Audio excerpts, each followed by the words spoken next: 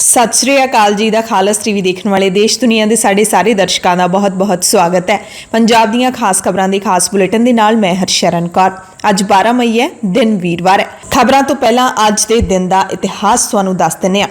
अज दे दिन महान सिख जरनैल शहीद बाबा बंदा सिंह बहादुर की अगवाई दे विच सरहंद फतेह हुई सी, जिस करके अज दे दिन नूं सरहंद फतेह दिवस वजों मनाया जाता है। सरहंद फतेह दिवस की अज 312वीं वरेगंढ है। शहीद बाबा बंदा सिंह बहादुर ने श्री गुरु गोबिंद सिंह पातशाह तो थापड़ा लैके पंजाब नूं चाले पाए सी ते पंजाब दे विच मुगलां दे जुल्म दा खात्मा करदिआं सरहंद दी इतिहासिक जिੱਤ अज दे दिन हासिल कीती सी। ਚੱਪੜ ਚਿੜੀ ਦੇ ਸਥਾਨ ਤੇ ਹੋਈ ਇਤਿਹਾਸਿਕ ਜੰਗ ਤੋਂ ਬਾਅਦ ਮੁਗਲਾਂ ਨੂੰ ਭਾਜੜਾਂ ਪਾਉਣ ਤੋਂ ਬਾਅਦ ਸ਼ਹੀਦ ਬਾਬਾ ਬੰਦਾ ਸਿੰਘ ਬਹਾਦਰ ਸਿੱਖ ਫੌਜਾਂ ਸਮੇਤ ਸਰਹੰਦ ਸ਼ਹਿਰ ਦੇ ਵਿੱਚ ਦਾਖਲ ਹੋਏ ਸੀ। ਮੁਗਲਾਂ ਨੂੰ ਖਦੇੜ ਦਿੱਤਾ ਸੀ ਅਤੇ ਦਸ਼ਮੇਸ਼ ਪਿਤਾ ਸਰਬੰਸਦਾਨੀ ਸ਼੍ਰੀ ਗੁਰੂ ਗੋਬਿੰਦ ਸਿੰਘ ਸਾਹਿਬ ਦੇ ਛੋਟੇ ਸਾਹਿਬਜ਼ਾਦਿਆਂ ਅਤੇ ਮਾਤਾ ਗੁਜਰੀ ਜੀ ਦੀ ਸ਼ਹਾਦਤ ਦਾ ਉਹਨਾਂ ਨੇ ਬਦਲਾ ਲਿਆ ਸੀ। ਸ਼੍ਰੋਮਣੀ ਗੁਰਦੁਆਰਾ ਪ੍ਰਬੰਧਕ ਕਮੇਟੀ ਦੇ ਵੱਲੋਂ ਅੱਜ ਤੋਂ ਲੈ ਕੇ ਪਰਸੋਂ ਤੱਕ ਯਾਨੀ ਕਿ 12 ਤੋਂ 14 ਮਈ ਤੱਕ ਸਰਹੰਦ ਫਤਿਹ ਦਿਵਸ ਦੇ ਸਮਾਗਮ ਮਨਾਏ ਜਾਣਗੇ। ਅੱਜ ਸਵੇਰੇ 9 ਵਜੇ ਗੁਰਦੁਆਰਾ ਚੱਪੜ ਚਿੜੀ ਸਾਹਿਬ ਤੋਂ ਨਗਰ ਕੀਰਤਨ ਆਰੰਭ ਹੋ ਕੇ ਗੁਰਦੁਆਰਾ ਸ਼੍ਰੀ ਫਤਿਹਗੜ੍ਹ ਸਾਹਿਬ ਪਹੁੰਚੇਗਾ ਅਤੇ ਅੱਜ ਸਵੇਰੇ 10 ਵਜੇ ਸ਼੍ਰੀ ਫਤਿਹਗੜ੍ਹ ਸਾਹਿਬ ਵਿਖੇ ਅਖੰਡ ਪਾਠ ਸਾਹਿਬ ਆਰੰਭ ਹੋਣਗੇ। 13 ਮਈ ਯਾਨੀ ਕਿ ਕੱਲ੍ਹ ਨੂੰ ਸ਼ਾਮ 4 ਵਜੇ ਤੋਂ 7 ਵਜੇ ਤੱਕ ਗੱਤਕਾ ਮੁਕਾਬਲਾ, ਸ਼ਾਮ ਨੂੰ 7 ਤੋਂ 11 ਵਜੇ ਤੱਕ ਗੁਰਮਤਿ ਸਮਾਗਮ ਅਤੇ 14 ਮਈ ਨੂੰ ਪਰਸੋਂ ਸ਼੍ਰੀ ਅਖੰਡ ਪਾਠ ਸਾਹਿਬ ਦੇ ਭੋਗ ਪਾਏ ਜਾਣਗੇ ਤੇ ਫਿਰ ਵਿਸ਼ੇਸ਼ ਢਾਡੀ ਦਰਬਾਰ ਹੋਵੇਗਾ। ਖਬਰਾਂ ਦੇ ਵਿੱਚ ਸਭ ਤੋਂ ਪਹਿਲਾਂ ਤੁਹਾਨੂੰ ਬੰਦੀ ਸਿੰਘਾਂ ਦੀ ਰਿਹਾਈ ਨਾਲ ਜੁੜੀ ਖਬਰ ਦੱਸਦੇ ਹਾਂ। ਬੰਦੀ ਸਿੰਘਾਂ ਦੀ ਰਿਹਾਈ ਦੇ ਲਈ ਸ਼੍ਰੋਮਣੀ ਗੁਰਦੁਆਰਾ ਪ੍ਰਬੰਧਕ ਕਮੇਟੀ ਦੀ ਅਗਵਾਈ ਦੇ ਵਿੱਚ ਵੱਖ-ਵੱਖ ਸਿੱਖ ਜਥੇਬੰਦੀਆਂ ਇਕਜੁੱਟ ਹੋਈਆਂ ਨੇ। ਇਸ ਮੌਕੇ ਸਾਂਝੀ ਕਮੇਟੀ ਕਾਇਮ ਕਰਨ, ਕਾਨੂੰਨੀ ਚਾਰਾਜੋਈ ਜਾਰੀ ਰੱਖਣ ਅਤੇ ਰਾਸ਼ਟਰਪਤੀ, ਪ੍ਰਧਾਨ ਮੰਤਰੀ ਅਤੇ ਸੂਬਿਆਂ ਦੇ ਰਾਜਪਾਲਾਂ ਨੂੰ ਮਿਲਣ ਦਾ ਫੈਸਲਾ ਲਿਆ ਗਿਆ। ਇਸ ਇਕੱਠ ਦੇ ਵਿੱਚ ਪਹੁੰਚੇ ਸਾਰੇ ਪੰਥਕ ਲੀਡਰਾਂ ਨੇ ਆਪਸ ਦੇ ਵਿੱਚ ਸਹਿਮਤੀ ਜਤਾਈ ਬੰਦੀ ਸਿੰਘਾਂ ਦੀ ਰਿਹਾਈ ਦੇ ਲਈ ਸਾਂਝੇ ਤੌਰ ਤੇ ਸੰਘਰਸ਼ ਵਿੱਢਣ ਦਾ ਫੈਸਲਾ ਲਿਆ। ਅੰਮ੍ਰਿਤਸਰ ਦੇ ਤੇਜਾ ਸਿੰਘ ਸਮੁੰਦਰੀ ਹਾਲ ਚੋਂ ਬਾਹਰ ਆਈਆਂ ਤਸਵੀਰਾਂ ਚਰਚਾ ਦਾ ਵਿਸ਼ਾ ਬਣੀਆਂ ਰਹੀਆਂ, ਜਿਸ ਦੇ ਵਿੱਚ ਸਾਰੇ ਜਿਹੜੇ ਪੰਥਕ ਲੀਡਰ ਨੇ ਇਕੱਠੇ ਬੈਠੇ ਦਿਖਾਈ ਦਿੱਤੇ। ਸ਼੍ਰੋਮਣੀ ਅਕਾਲੀ ਦਲ ਦੇ ਪ੍ਰਧਾਨ ਸੁਖਬੀਰ ਸਿੰਘ ਬਾਦਲ ਨੇ ਇਸ ਸਮਾਗਮ ਦੇ ਵਿੱਚ ਪਹੁੰਚੇ ਸ਼੍ਰੋਮਣੀ ਅਕਾਲੀ ਦਲ ਅੰਮ੍ਰਿਤਸਰ ਦੇ ਪ੍ਰਧਾਨ ਸਿਮਰਨਜੀਤ ਸਿੰਘ ਮਾਨ ਦੇ ਪੈਰੀ ਹੱਥ ਲਾਏ ਤੇ ਉਹਨਾਂ ਨੂੰ ਆਪਣੇ ਕੋਲ ਬਿਠਾਇਆ। ਸ਼੍ਰੀ ਅਕਾਲ ਤਖਤ ਸਾਹਿਬ ਦੇ ਕਾਰਜਕਾਰੀ ਜਥੇਦਾਰ ਗਿਆਨੀ ਹਰਪ੍ਰੀਤ ਸਿੰਘ ਨੇ ਕੇਂਦਰ ਸਰਕਾਰ ਨੂੰ ਹੁਕਮ ਦਿੱਤੇ ਨੇ ਕਿ ਕੇਂਦਰ ਸਰਕਾਰ ਸਿੱਖਾਂ ਦਾ ਘੱਟ ਗਿਣਤੀ ਦਰਜਾ ਖਤਮ ਕਰਨ ਦੀ ਕੋਸ਼ਿਸ਼ ਨਾ ਕਰੇ, ਬਰਕਰਾਰ ਰੱਖੇ, ਜਿਹੜਾ ਕਿ ਸਿੱਖਾਂ ਨੂੰ 1947 ਤੋਂ ਮਿਲਿਆ ਹੋਇਆ ਹੈ। ਬਹਿਬਲ ਕਲਾਂ ਗੋਲੀकांड ਦੇ ਨਾਲ ਜੁੜੀ ਹੋਈ ਇੱਕ ਅਹਿਮ ਖਬਰ ਹੈ। ਕੱਲ 11 ਮਈ ਨੂੰ ਬਹਿਬਲ ਕਲਾਂ ਦੇ ਵਿੱਚ ਜੋ ਬਰਗਾੜੀ ਇਨਸਾਫ ਮੋਰਚਾ ਲੱਗਿਆ ਹੋਇਆ ਹੈ, ਉੱਥੇ ਸਰਕਾਰ ਦਾ ਵਫਦ ਪਹੁੰਚਿਆ, ਜਿਸ ਨੇ ਧਰਨਾਕਾਰੀਆਂ ਦੇ ਨਾਲ ਮੀਟਿੰਗ ਕੀਤੀ। ਐਡਵੋਕੇਟ ਜਨਰਲ ਪੰਜਾਬ ਦੀ ਟੀਮ ਨੇ ਬਹਿਬਲ ਕਲਾਂ ਗੋਲੀकांड ਵਿੱਚ ਨਾਮਜ਼ਦ ਮੁਲਜ਼ਮਾਂ ਦੇ ਖਿਲਾਫ ਕਾਨੂੰਨੀ ਕਾਰਵਾਈ ਵਿੱਚ ਤੇਜ਼ੀ ਲਿਆਉਣ ਦੇ ਲਈ ਪਿਛਲੇ ਲਗਭਗ 6 ਮਹੀਨਿਆਂ ਤੋਂ ਧਰਨੇ ਤੇ ਬੈਠੇ ਮੁਜ਼ਾਹਰਾਕਾਰੀਆਂ ਦੇ ਨਾਲ ਮੀਟਿੰਗ ਕੀਤੀ, ਪੀੜਤਾਂ ਦੇ ਨਾਲ ਮੀਟਿੰਗ ਕੀਤੀ ਤੇ ਭਰੋਸਾ ਦਿੱਤਾ ਕਿ ਸਰਕਾਰ 10 ਜੁਲਾਈ ਤੱਕ ਬਹਿਬਲ ਕਲਾਂ ਗੋਲੀकांड ਮਾਮਲੇ ਵਿੱਚ ਕਾਨੂੰਨੀ ਪ੍ਰਕਿਰਿਆ ਨੂੰ ਅੰਜਾਮ ਤੱਕ ਪਹੁੰਚਾ ਦੇਵੇਗੀ। ਟੀਮ ਦੇ ਮੁਖੀ ਐਡਵੋਕੇਟ ਸੰਤੋਖ ਇੰਦਰ ਸਿੰਘ ਗਰੇਵਾਲ ਸਮੇਤ ਸਾਰੇ ਵਫਦ ਨੇ ਲਗਾਤਾਰ ਮੋਰਚਾ ਗੱਡ ਕੇ ਬੈਠੇ ਪੀੜਤ ਨੌਜਵਾਨ ਸੁਖਰਾਜ ਸਿੰਘ ਨਿਆਮੀਵਾਲਾ ਨੂੰ ਦੱਸਿਆ ਕਿ ਮੁੱਖ ਮੰਤਰੀ ਭਗਵੰਤ ਮਾਨ ਨੇ ਇਸ ਮਾਮਲੇ ਨੂੰ ਬੜੀ ਗੰਭੀਰਤਾ ਦੇ ਨਾਲ ਲਿਆ ਹੋਇਆ ਤੇ ਇਸ ਦੀ ਕਾਨੂੰਨੀ ਕਾਰਵਾਈ ਵਿੱਚ ਤੇਜ਼ੀ ਲਿਆਉਣ ਦੀ ਹਦਾਇਤ ਕੀਤੀ ਹੈ। ਉਹਨਾਂ ਦੱਸਿਆ ਕਿ ਮਾਮਲੇ ਦੀ ਦੇਖ ਰੇਖ ਕਰ ਰਹੀ ਕਾਨੂੰਨੀ ਟੀਮ 10 ਜੂਨ ਨੂੰ ਫਿਰ ਮੋਰਚਾ ਲਾ ਕੇ ਬੈਠੇ ਸੁਖਰਾਜ ਸਿੰਘ ਹੋਰਾਂ ਦੇ ਨਾਲ ਗੱਲਬਾਤ ਕਰੇਗੀ ਤੇ 10 ਜੁਲਾਈ ਤੱਕ ਕੇਸ ਦੀ ਪ੍ਰਗਤੀ ਰਿਪੋਰਟ ਹੈ ਜਿਹੜੀ ਉਹ ਮੋਰਚਾ ਗੱਡ ਕੇ ਬੈਠੇ ਪੀੜਤ ਸਿੱਖਾਂ ਨੂੰ ਦਿਖਾਈ ਜਾਵੇਗੀ, ਉਹਨਾਂ ਦੇ ਸਾਹਮਣੇ ਪੇਸ਼ ਕੀਤੀ ਜਾਵੇਗੀ। 10 ਅਪ੍ਰੈਲ ਨੂੰ ਸਰਕਾਰ ਨੇ ਟੀਮ ਬਣਾ ਕੇ ਭਰੋਸਾ ਦਿੱਤਾ ਸੀ ਪ੍ਰਦਰਸ਼ਨਕਾਰੀਆਂ ਨੂੰ ਕਿ 90 ਦਿਨਾਂ ਦੇ ਵਿੱਚ ਇਸ ਮਾਮਲੇ 'ਚ ਕਾਰਵਾਈ ਕਰਾਂਗੇ ਤੇ ਬਹਿਬਲ ਕਲਾਂ ਗੋਲੀकांड ਮਾਮਲੇ ਦੀ ਸੁਣਵਾਈ ਫਰੀਦਕੋਟ ਦੀ ਸਪੈਸ਼ਲ ਅਦਾਲਤ ਦੇ ਵਿੱਚ 13 ਮਈ ਨੂੰ ਯਾਨੀ ਕਿ ਕੱਲ ਨੂੰ ਹੋਵੇਗੀ। ਉਧਰ ਦਿੱਲੀ ਕਮੇਟੀ ਦੇ ਪ੍ਰਧਾਨ ਹਰਮੀਤ ਸਿੰਘ ਕਾਲਕਾ ਤੇ ਹੋਰ ਲੀਡਰਾਂ ਨੇ ਸ਼੍ਰੀ ਅਕਾਲ ਤਖਤ ਸਾਹਿਬ ਦੇ ਜਥੇਦਾਰ ਹਰਪ੍ਰੀਤ ਸਿੰਘ ਦੇ ਨਾਲ ਕੱਲ ਮੁਲਾਕਾਤ ਕੀਤੀ ਤੇ ਮੰਗ ਪੱਤਰ ਸੌਂਪਿਆ। ਕਾਲਕਾ ਨੇ ਦੋਸ਼ ਲਾਇਆ ਕਿ 2002 ਦੇ ਵਿੱਚ ਦਿੱਲੀ ਕਮੇਟੀ ਦੇ ਵੱਲੋਂ ਸ਼੍ਰੀ ਗੁਰੂ ਗ੍ਰੰਥ ਸਾਹਿਬ ਜੀ ਦਾ 17 ਭਾਸ਼ਾਵਾਂ ਵਿੱਚ ਅਤੇ ਜਪਜੀ ਸਾਹਿਬ ਦਾ ਕਰਵਾਇਆ ਗਿਆ ਅਨੁਵਾਦ ਬਹੁਤ ਹੀ ਗਲਤੀਆਂ ਦੇ ਨਾਲ ਭਰਿਆ ਹੋਇਆ। ਉਹਨਾਂ ਤਤਕਾਲੀ ਪ੍ਰਧਾਨ ਅਵਤਾਰ ਸਿੰਘ ਹਿੱਤ ਤੇ ਜਨਰਲ ਸਕੱਤਰ ਕੁਲਮੋਹਨ ਸਿੰਘ ਖਿਲਾਫ ਸਖਤ ਕਾਰਵਾਈ ਦੀ ਮੰਗ ਕੀਤੀ ਹੈ। ਕਾਲਕਾ ਨੇ ਦੱਸਿਆ ਕਿ 2002 ਦੇ ਵਿੱਚ ਕਮੇਟੀ ਪ੍ਰਧਾਨ ਦੇ ਵੱਲੋਂ ਅਨੁਵਾਦ ਦਾ ਕੰਮ ਤੇਲਗੂ ਤੇ ਅੰਗਰੇਜ਼ੀ ਦੇ ਸਾਹਿਤਕਾਰ ਤੇ ਅਨੁਵਾਦਕ ਡਾਕਟਰ ਵੇਮੂਰਾਜ ਭਾਨੂ ਮੂਰਤੀ ਨੂੰ ਸੌਂਪਿਆ ਗਿਆ ਸੀ, ਜਿਨ੍ਹਾਂ ਨੂੰ ਪੰਜਾਬੀ ਤੇ ਸਿੱਖ ਸਿਧਾਂਤਾਂ ਤੇ ਮਰਿਆਦਾ ਦਾ ਕੋਈ ਗਿਆਨ ਹੀ ਨਹੀਂ ਸੀ। ਇਸ ਅਨੁਵਾਦ ਦੇ ਲਈ ਸ਼੍ਰੀ ਅਕਾਲ ਤਖਤ ਸਾਹਿਬ ਅਤੇ ਸ਼੍ਰੋਮਣੀ ਗੁਰਦੁਆਰਾ ਪ੍ਰਬੰਧਕ ਕਮੇਟੀ ਨਾਲ ਕੋਈ ਗੱਲ ਵੀ ਨਹੀਂ ਕੀਤੀ ਗਈ ਸੀ। ਪਿਛਲੇ ਕੁਝ ਦਿਨਾਂ ਤੋਂ ਸ੍ਰੀ ਗੁਰੂ ਗ੍ਰੰਥ ਸਾਹਿਬ ਜੀ ਦੀ ਪਾਵਨ ਪਵਿੱਤਰ ਬਾਣੀ ਨੂੰ ਲੈ ਕੇ ਕਾਫੀ ਸਾਰੇ ਮਾਮਲੇ ਉੱਠ ਖੜੇ ਨੇ। ਅਮਰੀਕਾ ਦਾ ਥਮਿੰਦਰ ਸਿੰਘ ਆਨੰਦ, ਜਿਸ ਨੇ ਆਪਣੀ ਮਨਮਰਜ਼ੀ ਦੇ ਨਾਲ ਸ੍ਰੀ ਗੁਰੂ ਗ੍ਰੰਥ ਸਾਹਿਬ ਜੀ ਦੀਆਂ ਪਾਵਨ ਬੀੜਾਂ ਨੂੰ ਛਪਵਾਇਆ ਅਤੇ ਉਹਨਾਂ ਦੇ ਵਿੱਚ ਆਪਣੀ ਮਰਜ਼ੀ ਦੇ ਮੁਤਾਬਿਕ ਸੋਧਾਂ ਕਰਨ ਦੀ ਘਟੀਆ ਹਰਕਤ ਕੀਤੀ, ਜਿਸ ਨੂੰ ਸ੍ਰੀ ਅਕਾਲ ਤਖਤ ਸਾਹਿਬ ਦੇ ਵੱਲੋਂ ਤਨਖਾਹੀਆ ਕਰਾਰ ਦਿੱਤਾ ਗਿਆ ਹੈ। ਉਸ ਦੇ ਨਾਲ ਕੋਈ ਵੀ ਸੰਬੰਧ ਰੱਖਣ ਤੋਂ ਸਿੱਖਾਂ ਨੂੰ ਵਰਜ ਦਿੱਤਾ ਗਿਆ ਹੈ। ਉਸ ਤੋਂ ਬਾਅਦ ਦਿੱਲੀ ਦੇ ਵਿੱਚ ਦੋ ਪਿਓ ਪੁੱਤਰਾਂ ਨੇ ਸ੍ਰੀ ਗੁਰੂ ਗ੍ਰੰਥ ਸਾਹਿਬ ਅਤੇ ਸਿੱਖ ਇਤਿਹਾਸ ਦੇ ਬਾਰੇ ਕੁਝ ਗਲਤ ਟਿੱਪਣੀਆਂ ਕੀਤੀਆਂ ਸਨ। ਉਹ ਮਾਮਲਾ ਵੀ ਕਾਫੀ ਭਖਿਆ ਹੋਇਆ ਹੈ। ਇਸ ਦੇ ਨਾਲ ਹੀ ਦਮਦਮੀ ਟਕਸਾਲ ਦੇ ਵੱਲੋਂ ਜਿਹੜੀਆਂ ਪੋਥੀਆਂ ਛਾਪੀਆਂ ਜਾਂਦੀਆਂ ਨੇ ਉਹਨਾਂ ਦੇ ਵਿੱਚ ਵੀ ਤਰੁੱਟੀਆਂ ਦਾ ਮਾਮਲਾ ਸਾਹਮਣੇ ਆਇਆ ਹੈ। ਗੁਰਬਾਣੀ ਨੂੰ ਬਦਲਣ ਦੀ ਕੋਸ਼ਿਸ਼ ਕੀਤੀ ਗਈ ਹੈ ਤੇ ਇਹਨਾਂ ਸਾਰੇ ਮਸਲਿਆਂ ਦੇ ਦਰਮਿਆਨ ਦਿੱਲੀ ਕਮੇਟੀ ਦੇ ਪ੍ਰਧਾਨ ਦੇ ਵੱਲੋਂ ਇੱਕ ਨਵੀਂ ਸ਼ਿਕਾਇਤ ਕੀਤੀ ਗਈ ਹੈ। ਗੁਰਬਾਣੀ ਦਾ ਮਸਲਾ ਬੜਾ ਹੀ ਗੰਭੀਰ ਹੈ, ਬੜਾ ਹੀ ਨਾਜ਼ੁਕ ਹੈ।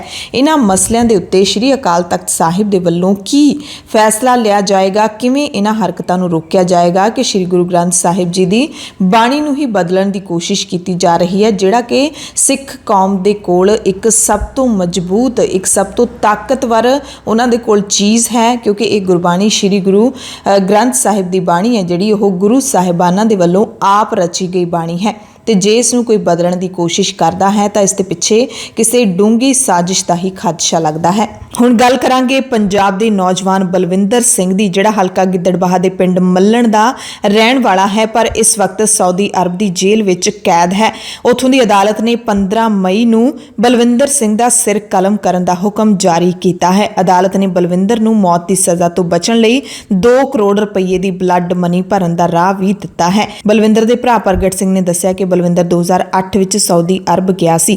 ਉੱਥੇ ਇੱਕ ਸੜਕ ਦੁਰਘਟਨਾ ਸੰਬੰਧੀ ਉਸ ਤੇ ਮੁਕੱਦਮਾ ਦਰਜ ਹੋ ਗਿਆ ਅਤੇ ਉੱਥੋਂ ਦੇ ਕਾਨੂੰਨ ਦੇ ਮੁਤਾਬਿਕ ਬਲਵਿੰਦਰ ਨੂੰ ਮੌਤ ਦੀ ਸਜ਼ਾ ਸੁਣਾਈ ਗਈ ਹੈ। ਇਸੇ ਦਰਮਿਆਨ ਸਰਬੱਤ ਦਾ ਭਲਾ ਟਰੱਸਟ ਦੇ ਮੁਖੀ SP ਸਿੰਘ ਉਬਰਾਏ ਦੇ ਵੱਲੋਂ ਵੀ 20 ਲੱਖ ਰੁਪਏ ਦੀ ਬਲੱਡ ਮਨੀ ਦੇਣ ਦਾ ਫੈਸਲਾ ਲਿਆ ਗਿਆ।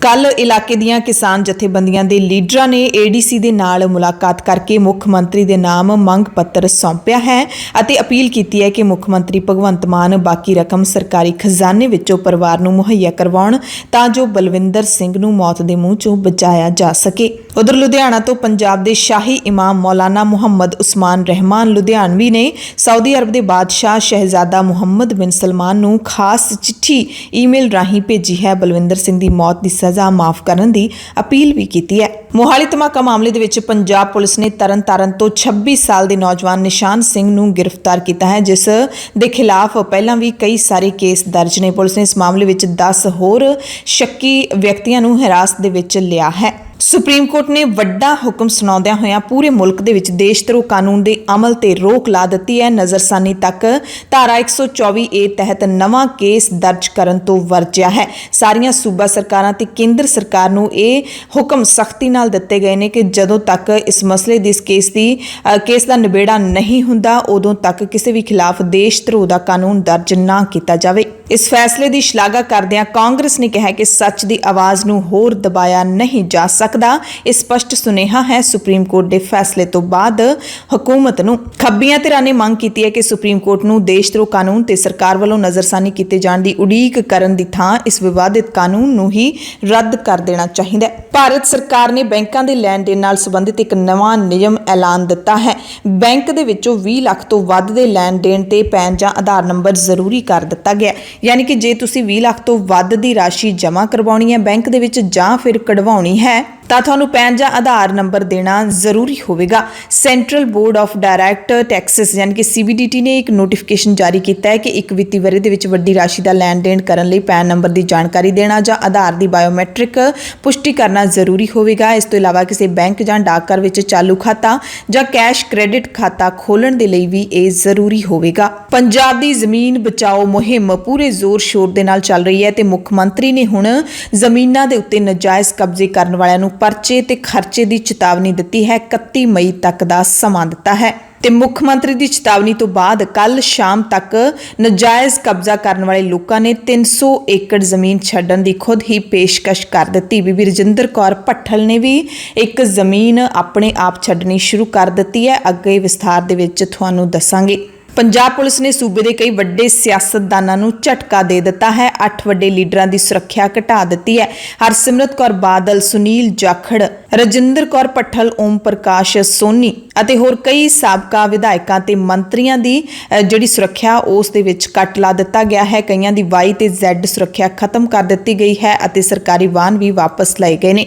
ਬੀਬੀ ਭੱਠਲ ਨੂੰ 36 ਪੁਲਿਸ ਕਰਮਚਾਰੀ ਤੇ ਵਾਹਨ ਦਿੱਤੇ ਗਏ ਸੀ, ਜਿਨ੍ਹਾਂ ਦੇ ਵਿੱਚੋਂ 28 ਕਰਮਚਾਰੀ ਤੇ 3 ਵਾਹਨ ਵਾਪਸ ਬੁਲਾ ਲਏ ਗਏ ਨੇ। ਹਰਸਿਮਰਤ ਕੌਰ ਬਾਦਲ ਨੂੰ Z ਸੁਰੱਖਿਆ ਮਿਲੀ ਹੋਈ ਸੀ, 13 ਕਰਮਚਾਰੀ ਤੇ ਵਾਹਨ ਮਿਲੇ ਹੋਏ ਸੀ ਤੇ ਹੁਣ 2 ਕਰਮਚਾਰੀ ਤੇ 1 ਵਾਹਨ ਇਹਨਾਂ ਦੀ ਸੁਰੱਖਿਆ ਵਿੱਚੋਂ ਘਟਾ ਦਿੱਤਾ ਗਿਆ। ਮੁੱਖ ਮੰਤਰੀ ਭਗਵੰਤ ਸਿੰਘ ਮਾਨ ਨੇ ਕੱਲ ਪੰਜਾਬ ਦੇ ਵਿੱਚ ਸਰਕਾਰੀ ਨੌਕਰੀਆਂ ਵੰਡਣ ਦਾ ਅਮਲ ਸ਼ੁਰੂ ਕਰ ਦਿੱਤਾ ਹੈ ਅਤੇ ਪੰਜਾਬ ਦੇ ਵਿੱਚ ਥਾਂ-ਥਾਂ ਤੇ ਰੋਸ ਮੁਜ਼ਾਹਰੇ ਕਰ ਰਹੇ ਨੌਜਵਾਨਾਂ ਨੂੰ ਵੀ ਅਪੀਲ ਕੀਤੀ ਹੈ ਕਿ ਥੋੜਾ ਸਬਰ ਰੱਖੋ। ਹਾਲੇ 2 ਮਹੀਨੇ ਹੀ ਹੋਏ ਨੇ ਸਾਡੀ ਸਰਕਾਰ ਨੂੰ, 5 ਸਾਲਾਂ ਦੇ ਵਿੱਚ ਸਾਰਿਆਂ ਨੂੰ ਸਰਕਾਰੀ ਨੌਕਰੀ ਮੈਂ ਦੇਵਾਂਗਾ। ਪੰਜਾਬ ਦੇ ਬਿਜਲੀ ਸੰਕਟ ਦੀ ਗੱਲ ਕਰ ਲਈਏ ਤਾਂ ਪੰਜਾਬ ਦੇ ਵਿੱਚ ਇੱਕਦਮ ਬਿਜਲੀ ਦੀ ਮੰਗ ਵੱਧ ਗਈ ਹੈ, ਜਿਸ ਨੇ ਪਾਵਰਕਾਮ ਦੀਆਂ ਨੀਂਦਾਂ ਉਡਾ ਦਿੱਤੀਆਂ ਨੇ। ਕੱਲ ਤੁਸੀਂ ਨੋਟਿਸ ਕੀਤਾ ਹੋਣਾ ਕਿ ਕੱਲ ਪੰਜਾਬ ਦੇ ਵਿੱਚ ਲਗਾਤਾਰ ਵਾਰੀ-ਵਾਰੀ ਬਿਜਲੀ ਦੇ ਕੱਟ ਲੱਗਦੇ ਰਹੇ ਤੇ ਹੁਣ ਪਾਵਰਕਾਮ ਇਸ ਚੀਜ਼ ਦੀ ਪੜਤਾਲ ਕਰ ਰਹੀ ਹੈ ਕਿ ਬਿਜਲੀ ਦੀ ਮੰਗ ਕਿਹੜੇ ਸੈਕਟਰ ਦੇ ਵਿੱਚ ਆਖਿਰਕਾਰ ਇੱਕਦਮ ਵੱਧ ਗਈ ਹੈ। ਮੰਗਲਵਾਰ ਵਾਲੇ ਦਿਨ ਜਿਵੇਂ ਹੀ ਪਾਰਾ ਚੜ੍ਹਿਆ, ਬਿਜਲੀ ਦੀ ਮੰਗ ਵਿੱਚ 1000 ਮੈਗਾਵਾਟ ਦਾ ਵਾਧਾ ਹੋ ਗਿਆ। ਮੌਜੂਦਾ ਬਿਜਲੀ ਮੰਗ ਦਰ ਵਿੱਚ ਵਾਧੇ ਤੋਂ ਕਿਆਸ ਲੱਗ ਰਹੇ ਨੇ ਕਿ ਝੋਨੇ ਦੀ ਲੁਆਈ ਮੌਕੇ ਪੰਜਾਬ ਵਿੱਚ ਬਿਜਲੀ ਸੰਕਟ ਆਊਟ ਆਫ ਕੰਟਰੋਲ ਹੋ ਸਕਦਾ ਹੈ। ਮੌਨਸੂਨ ਜੇ ਪਛੜ ਕੇ ਆਈ ਤਾਂ ਬਿਜਲੀ ਦੀ ਪੂਰਤੀ ਔਖੀ ਹੋ ਜਾਊਗੀ ਤੇ ਹਾਲੇ ਤੱਕ ਮੌਸਮ ਵਿਭਾਗ ਨੇ ਮੌਨਸੂਨ ਦੀ ਕੋਈ ਵੀ ਸੰਭਾਵਨਾ ਨਹੀਂ ਦਿੱਤੀ ਹੈ, ਨਾ ਹੀ ਮੀਂਹ ਦੀ ਕੋਈ ਸੰਭਾਵਨਾ ਆਉਂਦੇ ਦਿਨਾਂ ਦੇ ਵਿੱਚ ਦਿੱਤੀ ਗਈ ਹੈ। ਇਹਨਾਂ ਦਿਨਾਂ ਦੀ ਜੇ ਪਿਛਲੇ ਸਾਲ ਦੇ ਨਾਲ ਤੁਲਨਾ ਕਰ ਲਈਏ ਤਾਂ ਪਿਛਲੇ ਸਾਲ ਨਾਲੋਂ ਐਤਕੀ 38% ਦੀ ਬਿਜਲੀ ਦੀ ਮੰਗ ਵੱਧ ਗਈ ਹੈ। ਪਾਵਰਕਾਮ ਦੇ ਅਧਿਕਾਰੀਆਂ ਦੇ ਮੁਤਾਬਿਕ ਪਾਵਰਕਾਮ ਕੋਲ ਇਸ ਵਕਤ ਵੱਧ ਤੋਂ ਵੱਧ 15000 ਮੈਗਾਵਾਟ ਬਿਜਲੀ ਦੀ ਪੂਰਤੀ ਦਾ ਪ੍ਰਬੰਧ ਹੈ। ਜੇ ਮੌਨਸੂਨ ਸਮੇਂ ਸਿਰ ਆ ਗਈ ਤਾਂ ਬਿਜਲੀ ਦੀ ਮੰਗ 15000 ਮੈਗਾਵਾਟ ਦੇ ਆਸ-ਪਾਸ ਰਹਿਣ ਦੀ ਆਸ ਹੈ। ਜੇ ਮੌਨਸੂਨ ਪਛੜ ਗਈ ਤਾਂ ਪੰਜਾਬ ਵਾਸੀਆਂ ਨੂੰ ਫਿਰ ਤੋਂ ਲੰਬੇ ਬਿਜਲੀ ਕੱਟ ਝੱਲਣ ਦੇ ਲਈ ਤਿਆਰ ਰਹਿਣਾ ਪਊਗਾ। ਪਹਿਲਾਂ ਹੀ ਪੰਜਾਬੀਆਂ ਨੂੰ ਮਨ ਹੁਣ ਬਣਾ ਲੈਣਾ ਚਾਹੀਦਾ ਹੈ ਕਿ ਬਿਜਲੀ ਦੇ ਲੰਬੇ ਕੱਟ ਅਤੇ ਤਿੱਖੀ ਗਰਮੀ ਹਲੇ ਪੈਣੀ ਹੈ। ਹਲੇ ਮਈ ਮਹੀਨਾ ਚੱਲ ਰਿਹਾ, ਜੂਨ ਦਾ ਮਹੀਨਾ ਵੀ ਆਉਣਾ ਹੈ ਤੇ ਪੂਰਾ ਜੂਨ ਮਹੀਨਾ ਗਰਮੀ ਸਿਖਰਾਂ ਤੇ ਹੁੰਦੀ ਹੈ ਤੇ ਐਤਕੀ ਪੰਜਾਬ ਦੇ ਬਿਜਲੀ ਸੰਕਟ ਕਰਕੇ ਪਾਵਰਕਾਮ ਨੂੰ ਕਰੀਬ 4000 ਕਰੋੜ ਰੁਪਏ ਵਾਧੂ ਖਰਚ ਕਰਨੇ ਪੈਣਗੇ। ਪਾਵਰਕਾਮ ਦੀਆਂ ਟੀਮਾਂ ਦੇ ਵੱਲੋਂ ਹੁਣ ਬਿਜਲੀ ਚੋਰੀ ਕਰਨ ਵਾਲਿਆਂ ਨੂੰ ਵੀ ਦਬੋਚਿਆ ਜਾ ਰਿਹਾ ਹੈ। ਹਾਲਾਂਕਿ ਬਰਨਾਲਾ ਜ਼ਿਲ੍ਹੇ ਦੇ ਪਿੰਡ ਸੇਖਾ ਦੇ ਵਿੱਚ ਜਦੋਂ ਪਾਵਰਕਾਮ ਦੀ ਟੀਮ ਚੈਕਿੰਗ ਲਈ ਪਹੁੰਚੀ ਤਾਂ ਲੋਕਾਂ ਨੇ ਟੀਮ ਨੂੰ ਰੋਕ ਹੀ ਦਿੱਤਾ ਚੈਕਿੰਗ ਕਰਨ ਤੋਂ, ਜਿਸ ਤੋਂ ਬਾਅਦ ਪਾਵਰਕਾਮ ਨੇ ਪੁਲਿਸ ਨੂੰ ਸ਼ਿਕਾਇਤ ਕੀਤੀ ਹੈ। ਇਸੇ ਤਰ੍ਹਾਂ ਪਟਿਆਲਾ ਦੇ ਵਿੱਚ ਇੱਕ ਥਾਣੇਦਾਰ ਨੇ ਪਾਵਰਕਾਮ ਨੂੰ ਕੁੰਡੀ ਲਾ ਰੱਖੀ ਸੀ। ਪਾਵਰਕਾਮ ਦੀ ਐਨਫੋਰਸਮੈਂਟ ਟੀਮ ਨੇ ਜਦੋਂ ਛਾਪਾ ਮਾਰਿਆ ASI ਗੁਰਬਾਜ ਸਿੰਘ ਚੀਮਾ ਦੇ ਘਰੇ ਤਾਂ ਸਿੱਧੀ ਕੁੰਡੀ ਲਾ ਕੇ ਜ਼ਮੀਨਦੋਜ਼ ਤਾਰ ਰਾਹੀਂ ਬਿਜਲੀ ਚੋਰੀ ਕੀਤੇ ਜਾਣ ਦੀ ਜਿਹੜੀ ਚੋਰੀ ਹੈ ਉਹ ਫੜੀ ਗਈ ਤੇ ਬਿਜਲੀ ਐਕਟ ਤਹਿਤ ਗੁਰਬਾਜ ਸਿੰਘ ਨੂੰ 55000 ਰੁਪਏ ਦਾ ਜੁਰਮਾਨਾ ਲਾ ਕੇ ਬਿਜਲੀ ਚੋਰੀ ਲਈ ਵਰਤੀ ਗਈ ਤਾਰ ਕਬਜ਼ੇ ਵਿੱਚ ਲਈ ਗਈ ਹੈ। ਇਸੇ ਤਰ੍ਹਾਂ ਮਾਝੇ ਦੇ ਸੁਰ ਸਿੰਘ ਵਾਲਾ ਸਬ ਡਿਵੀਜ਼ਨ ਦੇ ਵਿੱਚ ਇੱਕ ਧਾਰਮਿਕ ਸੰਸਥਾ ਨੂੰ ਵੀ ਬਿਜਲੀ ਚੋਰੀ ਕਰਦੇ ਫੜਿਆ ਗਿਆ ਹੈ। ਸਿੱਧੀ ਕੁੰਡੀ ਲਾ ਕੇ ਧਾਰਮਿਕ ਅਦਾਰੇ ਦੇ ਵਿੱਚ 11 kV ਲਾਈਨ ਤੋਂ ਸਿੱਧੀ ਕੁੰਡੀ ਲਾ ਕੇ ਪ੍ਰਾਈਵੇਟ ਟਰਾਂਸਫਾਰਮਰ ਦੇ ਨਾਲ ਇਸ ਨੂੰ ਜੋੜਿਆ ਹੋਇਆ ਸੀ। ਕੰਪਲੈਕਸ ਦੇ ਅੰਦਰ 17 AC, 7 ਗੀਜ਼ਰ, 200 ਬੱਲਬ ਤੇ ਪੱਖੇ ਚੱਲ ਰਹੇ ਸੀ ਤੇ ਬਿਜਲੀ ਚੋਰੀ ਇੱਕ ਦਿਨ ਤੋਂ ਨਹੀਂ ਬਲਕਿ ਸਾਲਾਂ ਤੋਂ ਹੋ ਰਹੀ ਸੀ। ਲੁਧਿਆਣਾ ਦੇ ਵਿੱਚ ਸ਼ਹੀਦ ਸੁਖਦੇਵ ਥਾਪਰ ਦੇ ਘਰ ਦੇ ਬਾਹਰ ਜਿਹੜਾ ਮੋਰਚਾ ਚੱਲ ਰਿਹਾ ਸੀ ਉਹ ਖਤਮ ਹੋ ਚੁੱਕਿਆ। ਪਿਛਲੇ 8 ਦਿਨਾਂ ਤੋਂ ਇੱਥੇ ਭੁੱਖ ਹੜਤਾਲ ਚੱਲ ਰਹੀ ਸੀ ਸ਼ਹੀਦ ਸੁਖਦੇਵ ਥਾਪਰ ਦੇ ਜੱਦੀ ਘਰ ਦੇ ਸੁੰਦਰੀਕਰਨ ਨੂੰ ਲੈ ਕੇ ਤੇ ਹੁਣ ਇਸ ਮਾਮਲੇ ਦੇ ਵਿੱਚ ਸਰਕਾਰ ਆਖਿਰਕਾਰ ਜਾਗ ਪਈ ਅਤੇ ਸ਼ਹੀਦ ਸੁਖਦੇਵ ਥਾਪਰ ਮੈਮੋਰੀਅਲ ਟਰਸਟ ਦੀਆਂ 3 ਮੰਗਾਂ ਮੰਨੀਆਂ ਗਈਆਂ ਨੇ, ਜਿਸ ਤੋਂ ਬਾਅਦ ਇਸ ਭੁੱਖ ਹੜਤਾਲ ਨੂੰ ਆਮ ਆਦਮੀ ਪਾਰਟੀ ਦੇ 3 ਵਿਧਾਇਕਾਂ ਨੇ ਖਤਮ ਕਰਵਾਇਆ। ਮਦਨ ਲਾਲ ਬੱਗਾ, ਅਸ਼ੋਕ ਪਰਾਸ਼ਰ ਪੱਪੀ ਤੇ ਕੁਲਵੰਤ ਸਿੱਧੂ ਨੇ ਮਹੰਤ ਨਰੈਣ ਦੀ ਅਗਵਾਈ ਹੇਠ ਟਰਸਟ ਦੇ ਪ੍ਰਧਾਨ ਤੇ ਹੋਰ ਲੋਕਾਂ ਦੀ ਭੁੱਖ ਹੜਤਾਲ ਖਤਮ ਕਰਵਾਈ। ਭਰੋਸਾ ਦਿੱਤਾ ਗਿਆ ਕਿ ਸ਼ਹੀਦ ਥਾਪਰ ਦੇ ਜੱਦੀ ਘਰ ਦੇ ਸੁੰਦਰੀਕਰਨ ਦਾ ਕੰਮ ਛੇਤੀ ਪੂਰਾ ਕਰ ਲਿਆ ਜਾਏਗਾ। ਚੌੜਾ ਬਾਜ਼ਾਰ ਵਿੱਚੋਂ ਸ਼ਹੀਦ ਥਾਪਰ ਦੇ ਘਰ ਨੂੰ ਸਿੱਧੇ ਰਾਹ ਲਈ ਵੀ ਅਧਿਕਾਰੀਆਂ ਦੀ ਡਿਊਟੀ ਲਾ ਦਿੱਤੀ ਗਈ ਹੈ ਤੇ ਜਦੋਂ ਸੁੰਦਰੀਕਰਨ ਦਾ ਕੰਮ ਪੂਰਾ ਹੋ ਜਾਊਗਾ ਤਾਂ ਮੁੱਖ ਮੰਤਰੀ ਭਗਵੰਤ ਸਿੰਘ ਮਾਨ ਖੁਦ ਇਸ ਦਾ ਉਦਘਾਟਨ ਕਰਨ ਦੇ ਲਈ ਆਉਣਗੇ। ਅਸ਼ੋਕ ਥਾਪਰ ਨੇ ਮੰਗਾਂ ਮੰਨਣ ਤੇ ਪੰਜਾਬ ਸਰਕਾਰ ਦਾ ਧੰਨਵਾਦ ਕੀਤਾ। ਸੁਨਾਮ ਉਦਮ ਸਿੰਘ ਵਾਲਾ ਦੇ ਇੱਕ ਪਿੰਡ ਤੁੰਗਾ ਦੇ ਵਿੱਚ ਕੱਲ ਪੋਥੀ ਸਾਹਿਬ ਦੀ ਬੇਅਦਬੀ ਦੀ ਘਟਨਾ ਵਾਪਰੀ ਹੈ, ਜਿਸ ਤੋਂ ਬਾਅਦ ਪੁਲਿਸ ਨੇ 4 ਜਣਿਆਂ ਦੇ ਖਿਲਾਫ ਮਾਮਲਾ ਦਰਜ ਕੀਤਾ ਹੈ।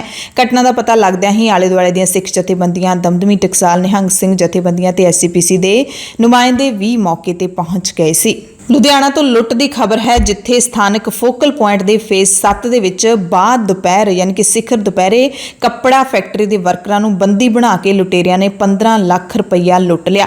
3 ਹਥਿਆਰਬੰਦ ਲੁਟੇਰੇ ਇਸ ਫੈਕਟਰੀ ਵਿੱਚ ਦਾਖਲ ਹੋਏ। ਵਰਕਰਾਂ ਤੇ ਪ੍ਰਬੰਧਕਾਂ ਦੇ ਪਾਸੋਂ ਨਕਦੀ ਮੰਗੀ। ਜਦੋਂ ਉਹਨਾਂ ਨੇ ਇਨਕਾਰ ਕੀਤਾ ਤਾਂ ਲੁਟੇਰਿਆਂ ਨੇ ਇਹਨਾਂ ਸਾਰਿਆਂ ਨੂੰ ਜਾਨੋਂ ਮਾਰਨ ਦੀ ਧਮਕੀ ਦਿੰਦਿਆਂ ਬੰਦੀ ਬਣਾ ਲਿਆ। ਜਦੋਂ ਪੁਲਿਸ ਪਹੁੰਚੀ ਤਾਂ ਲੁਟੇਰੇ ਫਰਾਰ ਹੋ ਚੁੱਕੇ ਸੀ। ਪੰਜਾਬ ਦੇ ਵਿੱਚ ਕੇਂਦਰ ਸਰਕਾਰ ਦੇ ਵੱਲੋਂ ਚਲਾਈ ਗਈ ਆਯੁਸ਼ਮਾਨ ਯੋਜਨਾ ਦਮ ਤੋੜ ਗਈ ਹੈ, ਜਿਸ ਦੇ ਅਧੀਨ ਹਰੇਕ ਪਰਿਵਾਰ ਨੂੰ 5 ਲੱਖ ਤੱਕ ਦਾ ਮੁਫਤ ਇਲਾਜ ਦਿੱਤਾ ਜਾਂਦਾ ਸੀ। ਬੀਜੇਪੀ ਨੇ ਇਸ ਯੋਜਨਾ ਦੇ ਬੰਦ ਹੋਣ ਨੂੰ ਭਗਵੰਤ ਮਾਨ ਸਰਕਾਰ ਦੀ ਨਲਾਇਕੀ ਦੱਸਿਆ ਹੈ। ਦਰਅਸਲ ਜਿਹੜੇ ਨਿੱਜੀ ਹਸਪਤਾਲ ਇਸ ਯੋਜਨਾ ਦੀਆਂ ਜਿਹੜੀਆਂ ਸਹੂਲਤਾਂ ਲੋਕਾਂ ਨੂੰ ਦੇ ਰਹੇ ਸੀ, ਉਹਨਾਂ ਨੇ ਪਿਛਲੇ ਦਿਨੀ ਹੱਥ ਖੜੇ ਕਰ ਦਿੱਤੇ ਨੇ। 9 ਮਈ ਤੋਂ ਪੰਜਾਬ ਦੇ ਵਿੱਚ ਇਹ ਸਿਹਤ ਸਕੀਮ ਬੰਦ ਹੋ ਚੁੱਕੀ ਹੈ। ਲੋਕਾਂ ਨੂੰ ਹੁਣ ਪ੍ਰਾਈਵੇਟ ਹਸਪਤਾਲਾਂ ਦੇ ਵਿੱਚ ਮੁਫਤ ਇਲਾਜ ਮਿਲਣਾ ਬੰਦ ਹੋ ਗਿਆ।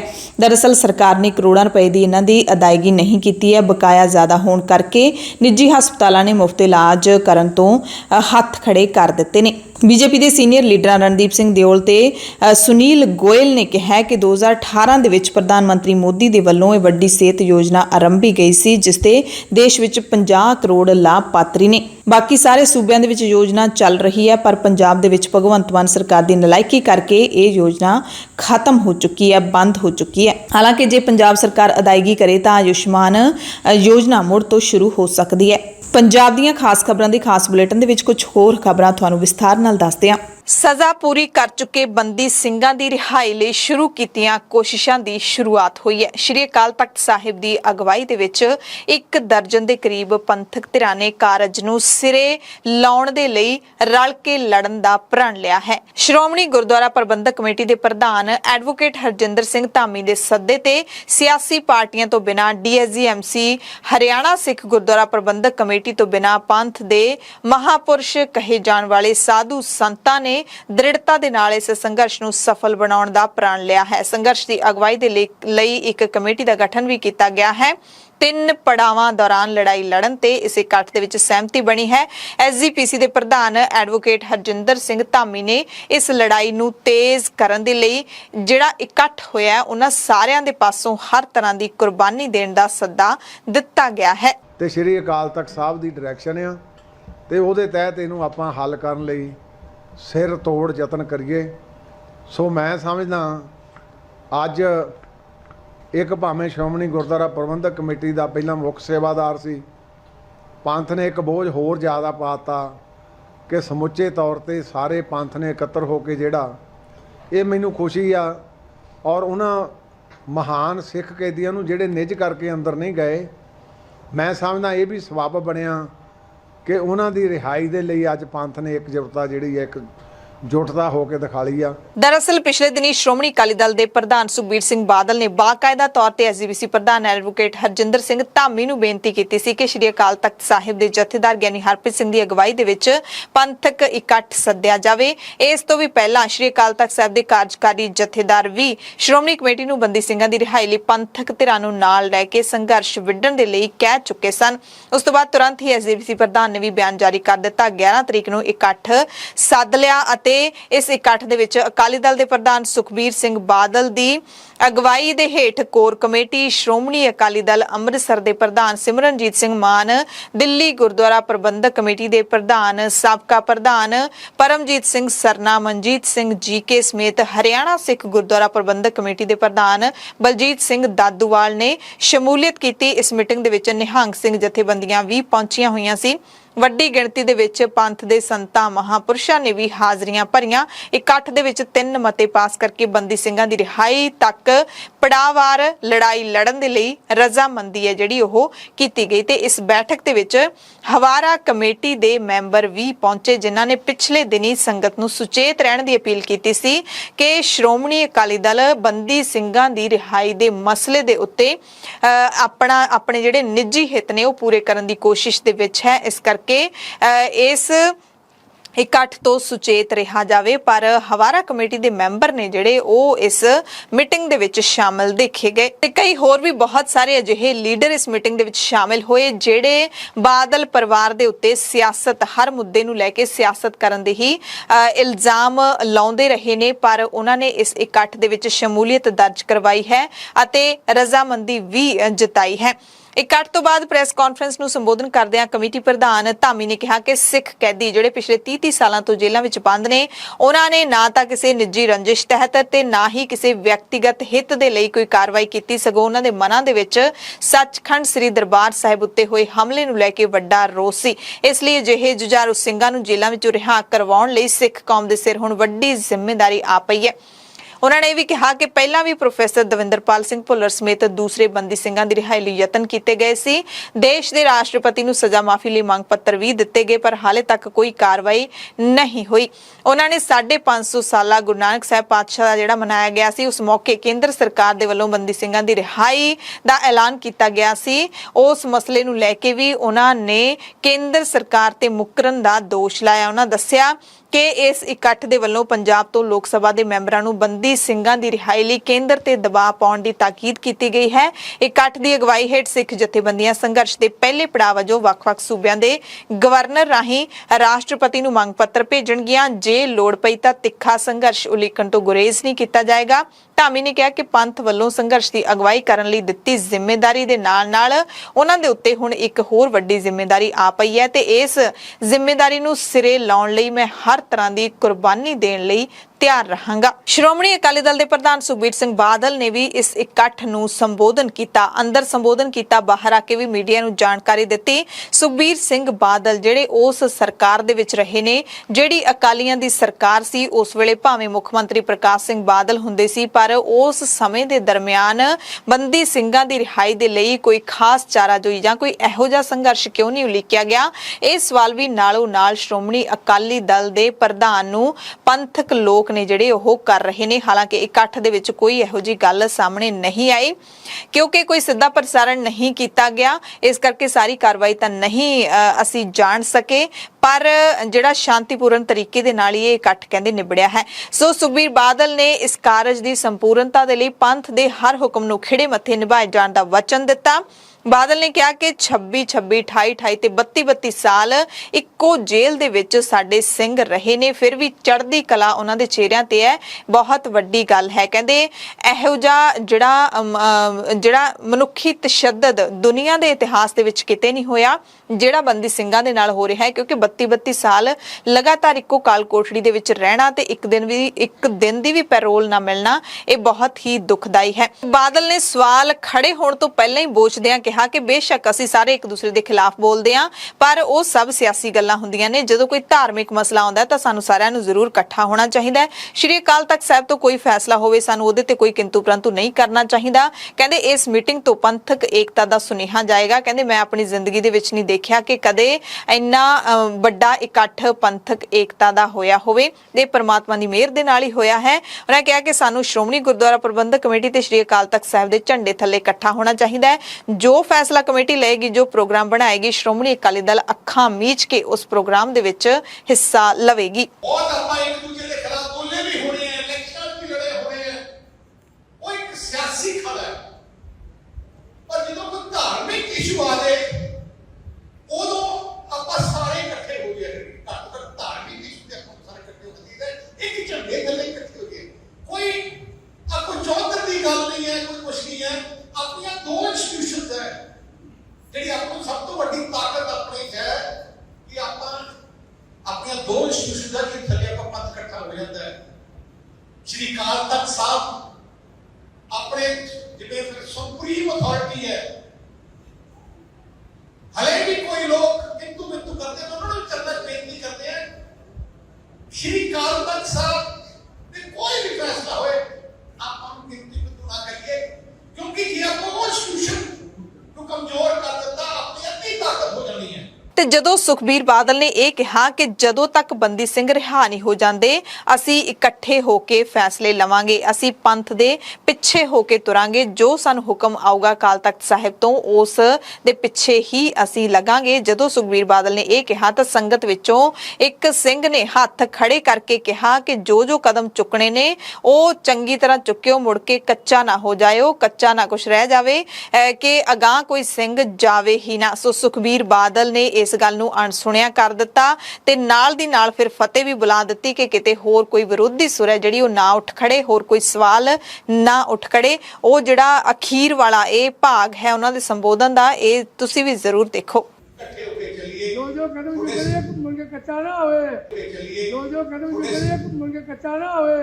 ਚੱਲੀਏ, ਜੋ ਕਦਮ ਚੁੱਕੀਏ ਮੁੜ ਕੇ ਕੱਚਾ ਨਾ ਹੋਵੇ। ਚੱਲੀਏ। ਜੋ ਕਦਮ ਚੁੱਕੀਏ ਮੁੜ ਕੇ ਕੱਚਾ ਨਾ ਹੋਵੇ। ਇਸ ਮੌਕੇ ਦਿੱਲੀ ਗੁਰਦੁਆਰਾ ਪ੍ਰਬੰਧਕ ਕਮੇਟੀ ਦੇ ਸਾਬਕਾ ਪ੍ਰਧਾਨ ਅਤੇ ਜਾਗੋ ਕਮੇਟੀ ਦੇ ਪ੍ਰਧਾਨ ਮਨਜੀਤ ਸਿੰਘ ਜੀਕੇ ਨੇ ਨਿਵੇਕਲੀ ਸਲਾਹ ਦਿੰਦਿਆਂ ਸਾਰੇ ਕੈਦੀਆਂ ਦੀ ਆਟੋਮੈਟਿਕ ਰਿਹਾਈ ਦਾ ਫਾਰਮੂਲਾ ਦੱਸਿਆ। ਜੀਕੇ ਨੇ ਕਿਹਾ ਕਿ ਬੰਦੀ ਸਿੰਘਾਂ ਦੀ ਰਿਹਾਈ ਲਈ ਐਸਜੀਪੀਸੀ ਨੂੰ ਸੁਪਰੀਮ ਕੋਰਟ ਜਾਂ ਫਿਰ ਯੂਨੀਫਾਰਮ ਪ੍ਰਿਜ਼ਨ ਕੋਡ ਬਣਵਾਉਣ ਦੇ ਲਈ ਪਹੁੰਚ ਕਰਨੀ ਚਾਹੀਦੀ ਹੈ। ਮੈਂ ਪੁੱਛਣਾ ਚਾਹੁੰਦਾ ਕਿ ਯੂਨੀਫਾਈਡ ਪ੍ਰਿਜ਼ਨ ਕੋਡ ਕਿਉਂ ਨਾ ਇੰਪਲੀਮੈਂਟ ਹੋਵੇ, ਇਹ ਕਿਉਂ ਨਾ ਬਣਾਇਆ ਜਾਵੇ, ਔਰ ਇਹ ਕਨਸਟੀਟਿਊਸ਼ਨਲ ਅਮੈਂਡਮੈਂਟ ਹੈ।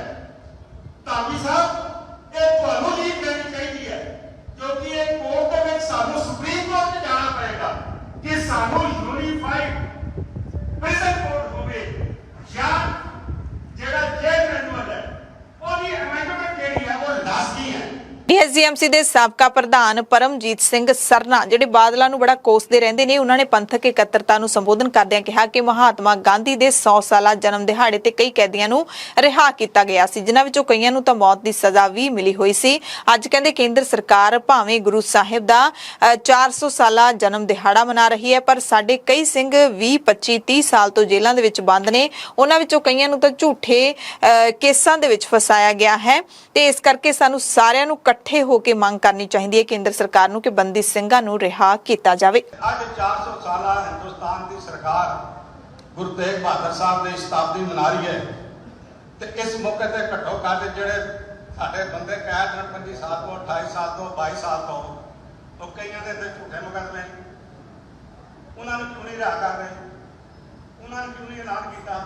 ਸ਼੍ਰੋਮਣੀ ਅਕਾਲੀ ਦਲ ਦੇ ਪ੍ਰਧਾਨ ਸਿਮਰਨਜੀਤ ਸਿੰਘ ਮਾਨ ਵੀ ਇਸ ਇਕੱਠ ਦਾ ਹਿੱਸਾ ਬਣੇ ਤੇ ਉਹ ਤਸਵੀਰ ਵੀ ਕਾਫੀ ਚਰਚਾ ਦੇ ਵਿੱਚ ਰਹੀ ਹੈ, ਜਿਸ ਤਸਵੀਰ ਦੇ ਵਿੱਚ ਦੇਖਿਆ ਜਾ ਸਕਦਾ ਹੈ ਕਿ ਸੁਖਬੀਰ ਬਾਦਲ ਦੇ ਨਾਲ ਸਿਮਰਨਜੀਤ ਸਿੰਘ ਮਾਨ ਬੈਠੇ ਨੇ ਤੇ ਨਾਲ ਹੀ ਫਿਰ ਪਰਮਜੀਤ ਸਿੰਘ ਸਰਨਾ ਬੈਠੇ ਨੇ, ਨਾਲ ਹੀ ਮਨਜੀਤ ਸਿੰਘ ਜੀਕੇ ਬੈਠੇ ਨੇ। ਸਾਰੇ ਜਿਹੜੇ ਆਪੋ ਵਿਰੋਧੀ ਬਿਆਨਬਾਜ਼ੀਆਂ ਕਰਦੇ ਰਹਿੰਦੇ ਨੇ ਉਹ ਇਕੱਠੇ ਇਸ ਮੰਚ ਤੇ ਦਿਖਾਈ ਦਿੱਤੇ। ਨੇ ਇਕੱਠ ਨੂੰ ਸੰਬੋਧਨ ਕਰਦਿਆਂ ਚੇਤਾਵਨੀ ਦਿੱਤੀ ਸਰਕਾਰ ਨੂੰ ਕਿ 30 ਸਾਲਾਂ ਤੋਂ ਬੰਦ ਸਿੰਘਾਂ ਨੂੰ ਹਰ ਹੀਲੇ ਅਸੀਂ ਰਿਹਾ ਕਰਵਾਵਾਂਗੇ। ਜੇ ਸਰਕਾਰ ਸੁਲਹ ਸਫਾਈ ਨਾਲ ਮੰਨ ਜਾਵੇ ਤਾਂ ਵਾਹ ਭਲਾ, ਨਹੀਂ ਤਾਂ ਮੋਰਚੇ ਲਾਵਾਂਗੇ। ਉਹਨਾਂ ਇਹ ਵੀ ਕਿਹਾ ਕਿ ਅੱਜ ਸਿੱਖਾਂ ਦੇ ਦਿਲਾਂ ਦੇ ਵਿੱਚ ਦਰਦ ਮੁੜ ਤਾਜ਼ਾ ਹੋ ਰਿਹਾ ਹੈ। ਜਿਸ ਕੌਮ ਨੇ ਮੁਲਕ ਦੀ ਆਜ਼ਾਦੀ ਲਈ ਸਭ ਤੋਂ ਵੱਧ ਕੁਰਬਾਨੀਆਂ ਕੀਤੀਆਂ ਉਸ ਨੂੰ ਗੁਲਾਮ ਬਣਾ ਕੇ ਰੱਖਿਆ ਹੋਇਆ ਹੈ।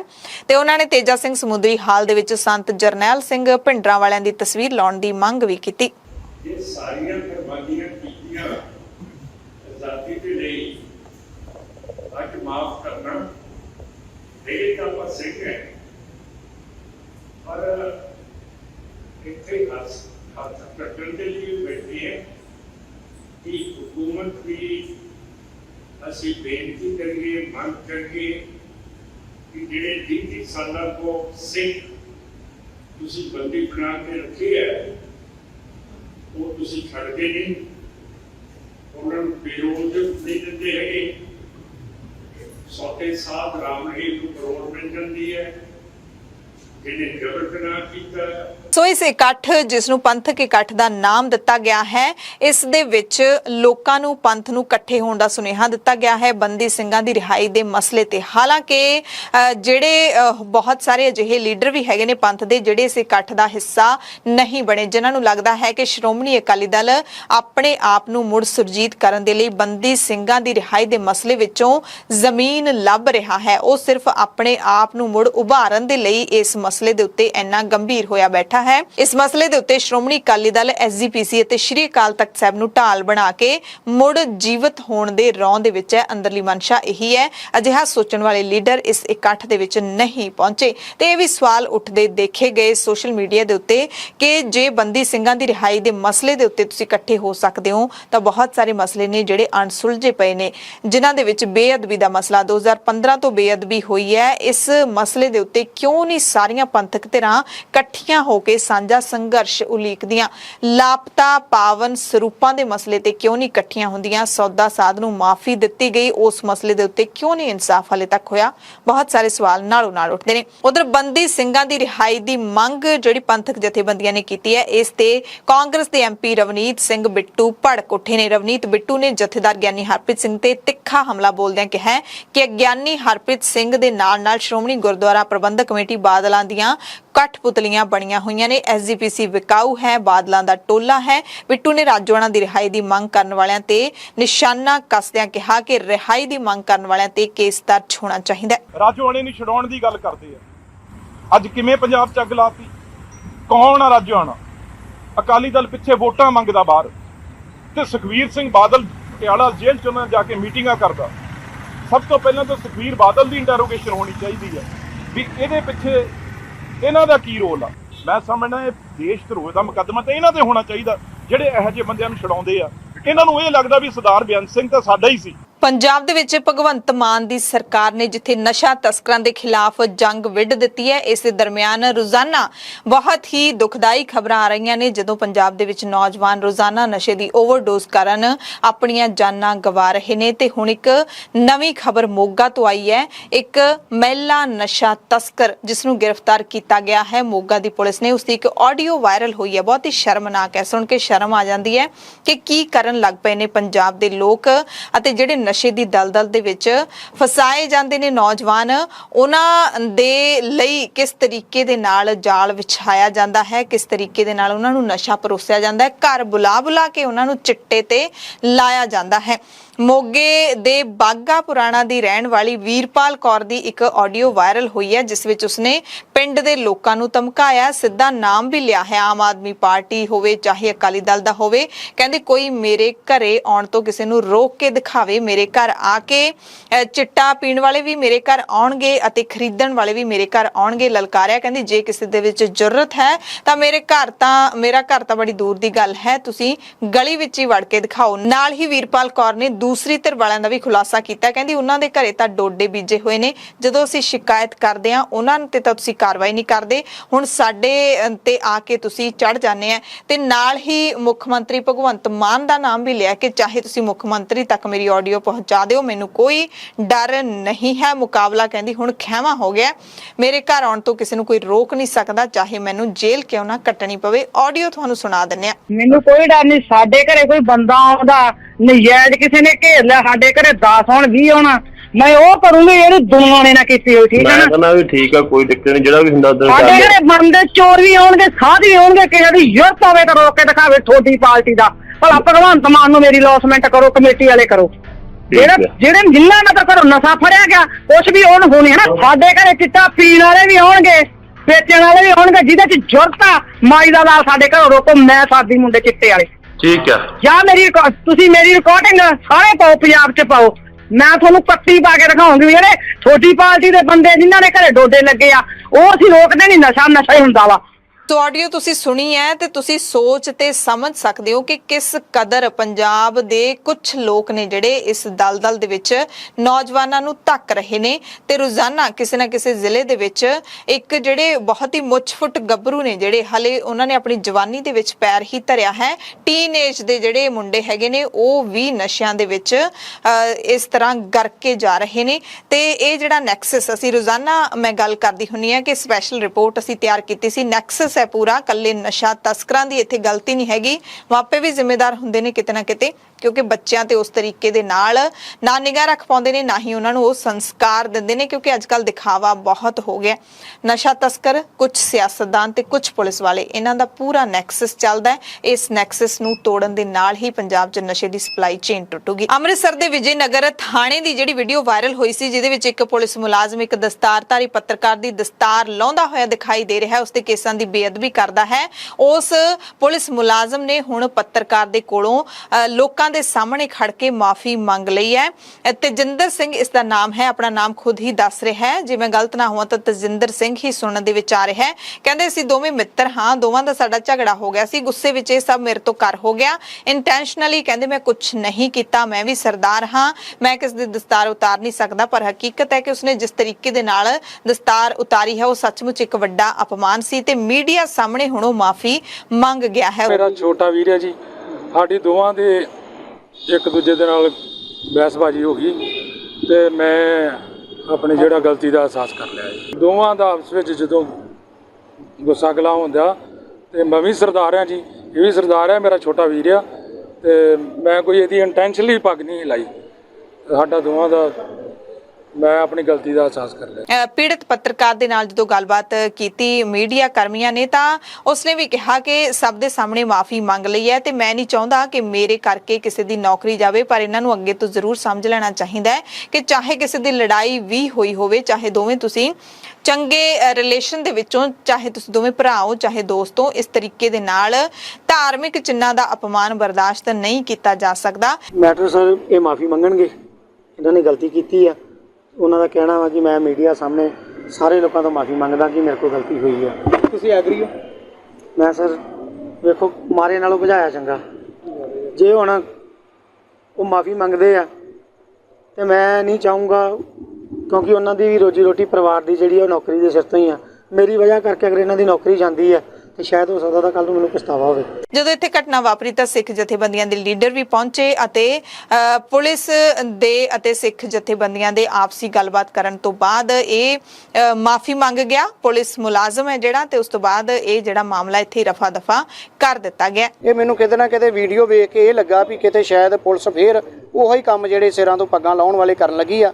ਪਰ ਚਲੋ ਅਫਸਰਾਂ ਦੇ ਕਹਿਣ ਦੇ ਉੱਤੇ ਜਾਂ ਜੋ ਵੀ ਹੋਇਆ, ਉਸ ਜਿਹੜਾ ਬਲਜਿੰਦਰ ਸਿੰਘ ਮੁਲਾਜ਼ਮ ਸੀਗਾ ਉਹਨੇ ਆਪਣੀ ਮਾਫੀ ਮੰਗੀ ਹੈ ਜੀ। ਭਾਰਤ ਦੇ ਵਿੱਚ ਪਾਬੰਦੀਸ਼ੁਦਾ ਜਥੇਬੰਦੀ ਸਿੱਖਸ ਫਾਰ ਜਸਟਿਸ ਨੇ ਖਾਲਿਸਤਾਨ ਰੈਫਰੈਂਡਮ ਦੇ ਲਈ VOTING ਦਾ ਐਲਾਨ ਕਰ ਦਿੱਤਾ ਹੈ। 6 ਜੂਨ ਨੂੰ VOTING ਹੋਏਗੀ। 6 ਜੂਨ ਨੂੰ ਘੱਲੂਘਾਰੇ ਵਾਲੇ ਦਿਨ ਇਸ VOTING ਦਾ ਐਲਾਨ ਕੀਤਾ ਗਿਆ ਹੈ ਤੇ ਇਸ ਐਲਾਨ ਦੇ ਦਰਮਿਆਨ ਹੀ ਹਿਮਾਚਲ ਪ੍ਰਦੇਸ਼ ਪੁਲਿਸ ਵੀ ਅਲਰਟ ਹੋ ਗਈ ਹੈ। ਸੂਬੇ ਦੇ ਵਿੱਚ ਅਲਰਟ ਜਾਰੀ ਕਰ ਦਿੱਤਾ ਗਿਆ ਹੈ ਕਿਉਂਕਿ ਲੰਘੇ ਐਤਵਾਰ ਨੂੰ ਧਰਮਸ਼ਾਲਾ ਦੇ ਵਿੱਚ ਹਿਮਾਚਲ ਪ੍ਰਦੇਸ਼ ਸਰਦ ਰੁੱਤ ਵਿਧਾਨ ਸਭਾ ਦੀ ਇਮਾਰਤ ਦੇ ਬਾਹਰ ਗੇਟ ਦੇ ਉੱਤੇ ਖਾਲਿਸਤਾਨ ਦੇ ਝੰਡੇ ਲਾ ਦਿੱਤੇ ਗਏ ਸੀ ਤੇ ਇਸੇ ਦਰਮਿਆਨ ਨਵੀਂ ਵੀਡੀਓ ਜਾਰੀ ਕਰਕੇ ਗੁਰਪ੍ਰਵੰਤ ਸਿੰਘ ਪੰਨੂ ਨੇ 6 ਜੂਨ ਨੂੰ ਵੋਟਾਂ ਪਾਉਣ ਦਾ ਐਲਾਨ ਕੀਤਾ ਹੈ। ਤੇ ਇਹ ਵੀ ਜਾਣਕਾਰੀ ਮਿਲ ਰਹੀ ਹੈ ਕਿ ਹਿਮਾਚਲ ਪੁਲਿਸ ਨੇ ਵਿਧਾਨ ਸਭਾ ਤੇ ਝੰਡਾ ਲਹਿਰਾਉਣ ਦੇ ਮਾਮਲੇ ਵਿੱਚ ਪੰਨੂ ਖਿਲਾਫ ਵੀ FIR ਦਰਜ ਕੀਤੀ ਹੈ ਕਿਉਂਕਿ ਉਸ ਤੋਂ ਬਾਅਦ ਇਸ ਘਟਨਾ ਤੋਂ ਬਾਅਦ ਪੰਨੂ ਨੇ ਹਿਮਾਚਲ ਪੁਲਿਸ ਨੂੰ ਸ਼ਰੇਆਮ ਧਮਕੀ ਵੀ ਦਿੱਤੀ ਸੀ। ਪੰਜਾਬ ਦੇ ਵਿੱਤ ਮੰਤਰੀ ਹਰਪਾਲ ਸਿੰਘ ਚੀਮਾ ਨੇ ਦਾਅਵਾ ਕੀਤਾ ਕਿ ਸੂਬਾ ਸਰਕਾਰ ਦਾ ਪਹਿਲਾ ਬਜਟ ਲੋਕ ਪੱਖੀ ਬਜਟ ਹੋਵੇਗਾ। ਵਿੱਤ ਮੰਤਰੀ ਪੱਤਰਕਾਰਾਂ ਦੇ ਨਾਲ ਗੱਲਬਾਤ ਕਰਦੇ ਹੋਏ ਦਾਅਵਾ ਕਰ ਰਹੇ ਸਨ।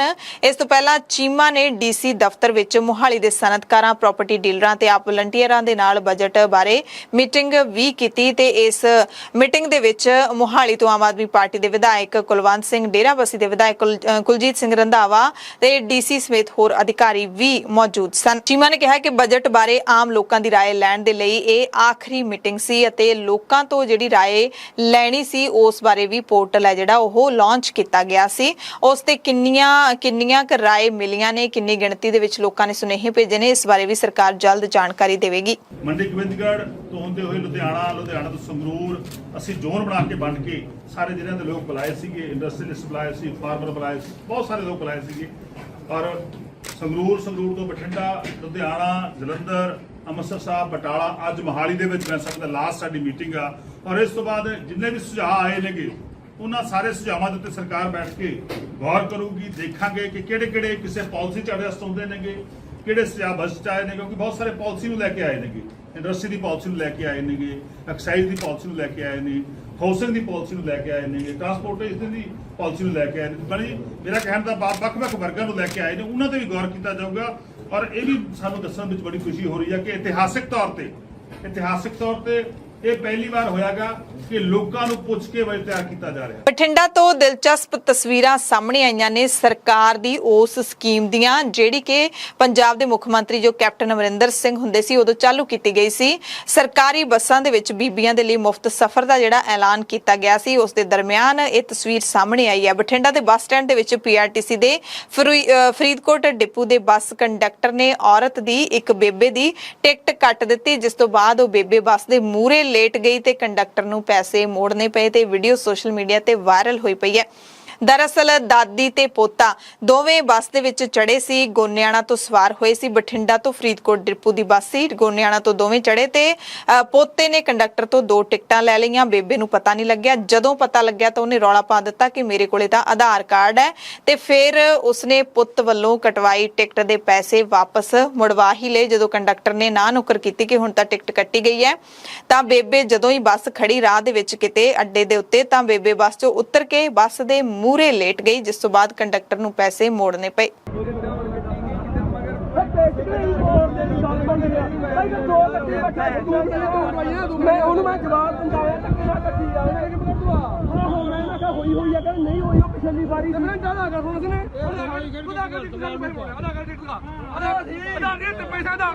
ते भी दस दिने कि पूरा मामला 25 रुपइयां दा सी। बठिंडा बस अड्डे ते जाके जो बस रुकी सी उदों फिर बेबे बस दे मूरे लेट गई। जो तक पैसे नहीं मिले कंडक्टर तो उदों तक बस अगे तुरी नहीं। लुधियाना दे पायल तो एक दर्दनाक हादसे की खबर है, जिथे पिंड जलाजन दे नेड़े भट्ठे ते काम करदे प्रवासी मजदूर दे बच्चे दे सिर तो ट्राली लंघण कारण बच्चे दी मौत हो गई। ट्रैक्टर ट्राली दे थल्ले आउण कारण बच्चे दी मौत हुई है, चालक मौके तो फरार हो गया। पटियाला दे विच जिथे कुछ दिन पहला हिंसक झड़प हुई सी, उत्थों ही एक होर खबर सामने आई है। पटियाला दे जेल रोड दे नेड़े हनुमान मंदिर दे विच 15-20 सालां तो सेवा निभा रहे 2 सन्यासियां दी भेद भरे हालातां दे विच मौत हो गई है। यानी कि मंदिर दे 2 सेवादारां दी मौत हुई है अते हैरानी दी गल यह है कि दोवां दियां लाशां नूं मंदिर दे अंदर ही मिट्टी पुੱਟ के दब्बिया जा रहा सी। किसी ने पुलिस नूं इतलाह कर दित्ती तां पुलिस फोरेंसिक टीम दे नाल मौके ते पहुंच गई। फोरेंसिक टीमां ने मौके तो सैंपल लै लए ते जांच शुरू कर दित्ती है। इस मौके पहुंचे डीएसपी मोहित अग्रवाल ने दस्सिया कि सानूं सूचना मिली सी कि 2 जणियां दी मंदिर दे विच मौत हुई है तां जदों असीं पहुंचे तां उत्थे मिट्टी पुੱਟੀ पई सी। लाशां दब्बण लई लोक भी पूरे तैयार सन। जदों पुछगिछ कीती तां उन्हां ने कहा कि दोवां दी मौत दिल दा दौरा पैण कारण हुई है, पर पुलिस ने उन्हां नूं दोवां दा पोस्टमार्टम करवाउण दे लई मनाया गया। पुलिस हाले कुछ भी कहण तो इनकार कर रही है कि मौतां किस तरीके दे नाल होईयां ने। उधर श्री अकाल तख्त साहिब के कार्यकारी जथेदार ज्ञानी हरप्रीत सिंह का एक वड्डा बयान सामने आया। जथेदार ने केंद्र सरकार ते गंभीर इल्जाम लाया है ते कहा कि सिखां दा घट गिणती दर्जा खत्म करने की कोशिश की जा रही है, ये बरकरार रहना चाहिए। ज्ञानी हरप्रीत सिंह ने याद करवाया कि 1947 तो सिखां नूं भारत विच नैशनल माइनॉरिटी का दर्जा मिलिया होया है। किते ना किते सरकार इस नूं तोड़न दा यतन कर रही है। इस दे नाल ही जथेदार ने राजस्थान के गंगानगर दे विच एक पखंडी साध दे चेलियां दे वल्लों अदालतां दे विच झूठियां अर्जियां दे के जो मुकदमे दर्ज करवाए जा रहे ने सिख नौजवानों के खिलाफ, उस नूं भी ताड़ना कीती है। उन्होंने कहा कि कदे श्री गुरु ग्रंथ साहिब जी नूं अदालत विच पेश होण लई अदालत तो आदेश जारी करवा दिंदा है, कदे तख्त साहिबाना ते परचे दर्ज करवाउण दा आदेश जारी करवाउंदा ते हुण तां बड़ा ही घटिया इहने कारा कीता है। नगर कीर्तन दे विच संत जरनैल सिंह भिंडरां वालियां दी तस्वीर लाउण दे खिलाफ केस दर्ज होया है। कहंदे पूरे भारत दे विच भिंडरां वालियां दे खिलाफ FIR तक दर्ज नहीं है, फिर उन्हां दी तस्वीर लाउण दे दोष विच ही मुकदमा दर्ज करवाउणा बहुत मंदभागा है। उन्होंने इस पखंडी साध नूं अपणियां हरकतां तो बाज आउण दे लई वरजिया है ते नाल इह भी कहा है कि जिहड़े नौजवानां ते मुकदमा होया है दुनिया भर दे सिख उन्हां दे नाल खड़े ने। 1947 तो जिहड़ा सिखां नूं भारत दे अंदर नैशनल माइनॉरिटी दा दर्जा जिहड़ा मिलिया उहनूं किते ना किते भारत सरकार वल्लों तोड़न दा यतन कीता जा रिहा है या यतन हो रिहा ते इह असीं कहना चाहुंदे हां भारत सरकार नूं कि भारत दे विच सिख जिहड़े ने ओह माइनॉरिटी ने, सिखां नूं माइनॉरिटी का जिहड़ा है वो स्टेटस मिलिया होया है और सिखां दा पूरे देश के अंदर भारत के अंदर माइनॉरिटी स्टेटस जिहड़ा है वो बरकरार रहना चाहिए। इनू तोड़न का यतन जिहड़ा है वो नहीं होना चाहिए। ये मिली है कि राजस्थान के विच गंगानगर के अंदर एक कोई उत्थे पखंडी है साध कोई 11 जी वाला जिन्हों कहते हैं, उहदे चेलियां वल्लों कोर्ट दे विच झूठियां मुठियां जिहड़ियां एप्लीकेशन दे के ते मुकदमे दर्ज कराए जाते हैं। कदे श्री गुरु ग्रंथ साहिब जी नूं कोर्ट दे विच पेश होने दे लई अदालत तो आदेश जारी करवा दिता जाता है, जिहड़ी सानूं जानकारी मिली उहदे मुताबक। कदे तखत साहिबान दे उत्ते परचे दर्ज कराउण दा आदेश जारी करवा दिता जाता ते हुण जिहड़ा उत्थे घटिया किस्म दा जिहड़ा काम होया कि नगर कीर्तन दे विच संत जरनैल सिंह जी की तस्वीर जिहड़ा है उत्थे किते लाउण दे दोष दे विच जिहड़ा मुकदमा दर्ज कराया गया। संतां दे उत्ते पूरे भारत दे विच किते भी कोई FIR दर्ज नहीं है तो फिर उन्हां दी तस्वीर लाउण दे दोष दे विच ही मुकदमा दर्ज कराउणा ਇਹ ਬਹੁਤ ਹੀ ਘਟੀਆ ਕਿਸਮ ਦਾ ਜਿਹੜਾ ਬਾਜ਼ ਆਉਣਾ ਚਾਹੀਦਾ। ਪੂਰੀ ਕੌਮ, ਦੁਨੀਆ ਭਰ ਦਾ ਸਿੱਖ ਜਿਨ੍ਹਾਂ ਨੌਜਵਾਨਾਂ ਤੇ ਪਰਚਾ ਦਰਜ ਹੋਇਆ ਉਹਨਾਂ ਦੇ ਨਾਲ ਖੜਾ ਔਰ ਖੜਾ ਰਹੇ। ਮੋਹਾਲੀ ਦੇ ਇੰਟੈਲੀਜੈਂਸ ਵਿੰਗ ਹੈੱਡਕੁਆਰਟਰ ਵਿੱਚ ਹੋਏ ਧਮਾਕੇ ਨੂੰ ਲੈ ਕੇ ਪੰਜਾਬ ਪੁਲਿਸ ਨੇ 2 ਜਣਿਆਂ ਨੂੰ ਹਿਰਾਸਤ ਵਿੱਚ ਲਿਆ ਹੈ। ਤਰਨਤਾਰਨ ਜ਼ਿਲ੍ਹੇ ਦੇ ਪੱਟੀ ਤਹਿਸੀਲ ਦੇ ਪਿੰਡ ਕੁੱਲਾ ਦੇ ਰਹਿਣ ਵਾਲੇ ਨਿਸ਼ਾਨ ਸਿੰਘ ਨੂੰ ਪੁਲਿਸ ਨੇ ਗ੍ਰਿਫਤਾਰ ਕੀਤਾ ਹੈ। ਫਰੀਦਕੋਟ ਪੁਲਿਸ ਨੇ ਸ਼ੱਕੀ ਵਿਅਕਤੀ ਬਾਰੇ ਸੂਚਨਾ ਮੋਹਾਲੀ ਪੁਲਿਸ ਨੂੰ ਦਿੱਤੀ ਸੀ, ਜਿਸ ਤੋਂ ਬਾਅਦ ਇਸ ਨੂੰ ਹਿਰਾਸਤ ਵਿੱਚ ਲਿਆ ਗਿਆ, ਮੋਹਾਲੀ ਲਿਆਂਦਾ ਗਿਆ ਹੈ। ਇਸ ਵਿਅਕਤੀ ਤੇ ਪਹਿਲਾਂ ਵੀ ਕਈ ਮਾਮਲੇ ਦਰਜ ਨੇ, ਕਈ ਵਾਰੀ ਜੇਲ੍ਹ ਵੀ ਰਹਿ ਕੇ ਆਇਆ ਹੈ। ਇਸੇ ਕੇਸ ਦੇ ਸੰਬੰਧ ਵਿੱਚ ਇੱਕ ਦਿਨ ਪਹਿਲਾਂ ਅੰਬਾਲੇ ਤੋਂ ਵੀ ਇੱਕ ਸ਼ੱਕੀ ਵਿਅਕਤੀ ਨੂੰ ਗ੍ਰਿਫਤਾਰ ਕੀਤਾ ਗਿਆ ਸੀ ਤੇ ਕੁੱਲ ਮਿਲਾ ਕੇ 20 ਲੋਕ ਹੁਣ ਤੱਕ ਇਸ ਮਸਲੇ ਦੇ ਵਿੱਚ ਹਿਰਾਸਤ ਵਿੱਚ ਲਏ ਗਏ ਨੇ ਤੇ ਨਿਸ਼ਾਨ ਸਿੰਘ, ਜਿਸ ਨੂੰ ਬੁੱਧਵਾਰ ਨੂੰ ਹਿਰਾਸਤ ਵਿੱਚ ਲਿਆ ਹੈ, ਉਸ ਦਾ ਕ੍ਰਿਮੀਨਲ ਰਿਕਾਰਡ ਵੀ ਪੁਲਿਸ ਨੇ ਨਸ਼ਰ ਕੀਤਾ ਹੈ। ਪੰਜਾਬ ਦੇ ਡੀਜੀਪੀ ਵੀਕੇ ਭਾਂਬਰਾ ਨੇ ਦੱਸਿਆ ਕਿ ਧਮਾਕੇ ਦੇ ਲਈ TNT ਵਿਸਫੋਟਕ ਦਾ ਇਸਤੇਮਾਲ ਹੋਇਆ ਸੀ। ਉਹਨਾਂ ਕਿਹਾ ਕਿ ਸਾਨੂੰ ਜਿਹੜੇ ਮਜ਼ਬੂਤ ਸੁਰਾਗ ਮਿਲੇ ਨੇ, ਉਮੀਦ ਹੈ ਅਸੀਂ ਛੇਤੀ ਕੇਸ ਸੁਲਝਾ ਲਵਾਂਗੇ। ਸਾਰੇ ਸੁਰਾਗਾਂ ਤੇ ਕੰਮ ਕਰ ਰਹੇ ਹਾਂ। ਕਈ ਲੋਕਾਂ ਨੂੰ ਹਿਰਾਸਤ ਵਿੱਚ ਲਿਆ ਗਿਆ, ਪੁੱਛਗਿੱਛ ਵੀ ਜਾਰੀ ਹੈ। ਪੁਲਿਸ ਨੇ ਇਸ ਧਮਾਕੇ ਦੇ ਵਿੱਚ ਵਰਤੇ ਗਏ ਲਾਂਚਰ ਨੂੰ ਵੀ ਬਰਾਮਦ ਕਰ ਲਿਆ। ਇਸ ਕੇਸ ਦੇ ਸੰਬੰਧ ਵਿੱਚ ਮਿਲੇ ਸਾਰੇ ਤੱਥਾਂ ਦੇ ਉੱਤੇ ਬਰੀਕੀ ਦੇ ਨਾਲ ਛਾਣਬੀਣ ਪੁਲਿਸ ਕਰ ਰਹੀ ਹੈ। CCTV ਕੈਮਰਿਆਂ ਦੀ ਫੁਟੇਜ ਨੂੰ ਵੀ ਦੇਖ ਰਹੀ ਹੈ ਤੇ ਪੁਲਿਸ ਨੂੰ ਇੱਕ CCTV ਫੁਟੇਜ ਵੀ ਮਿਲ ਗਈ ਹੈ ਤੇ ਜਿਸ ਨੂੰ ਪੁਲਿਸ ਖੰਗਾਲ ਰਹੀ ਹੈ।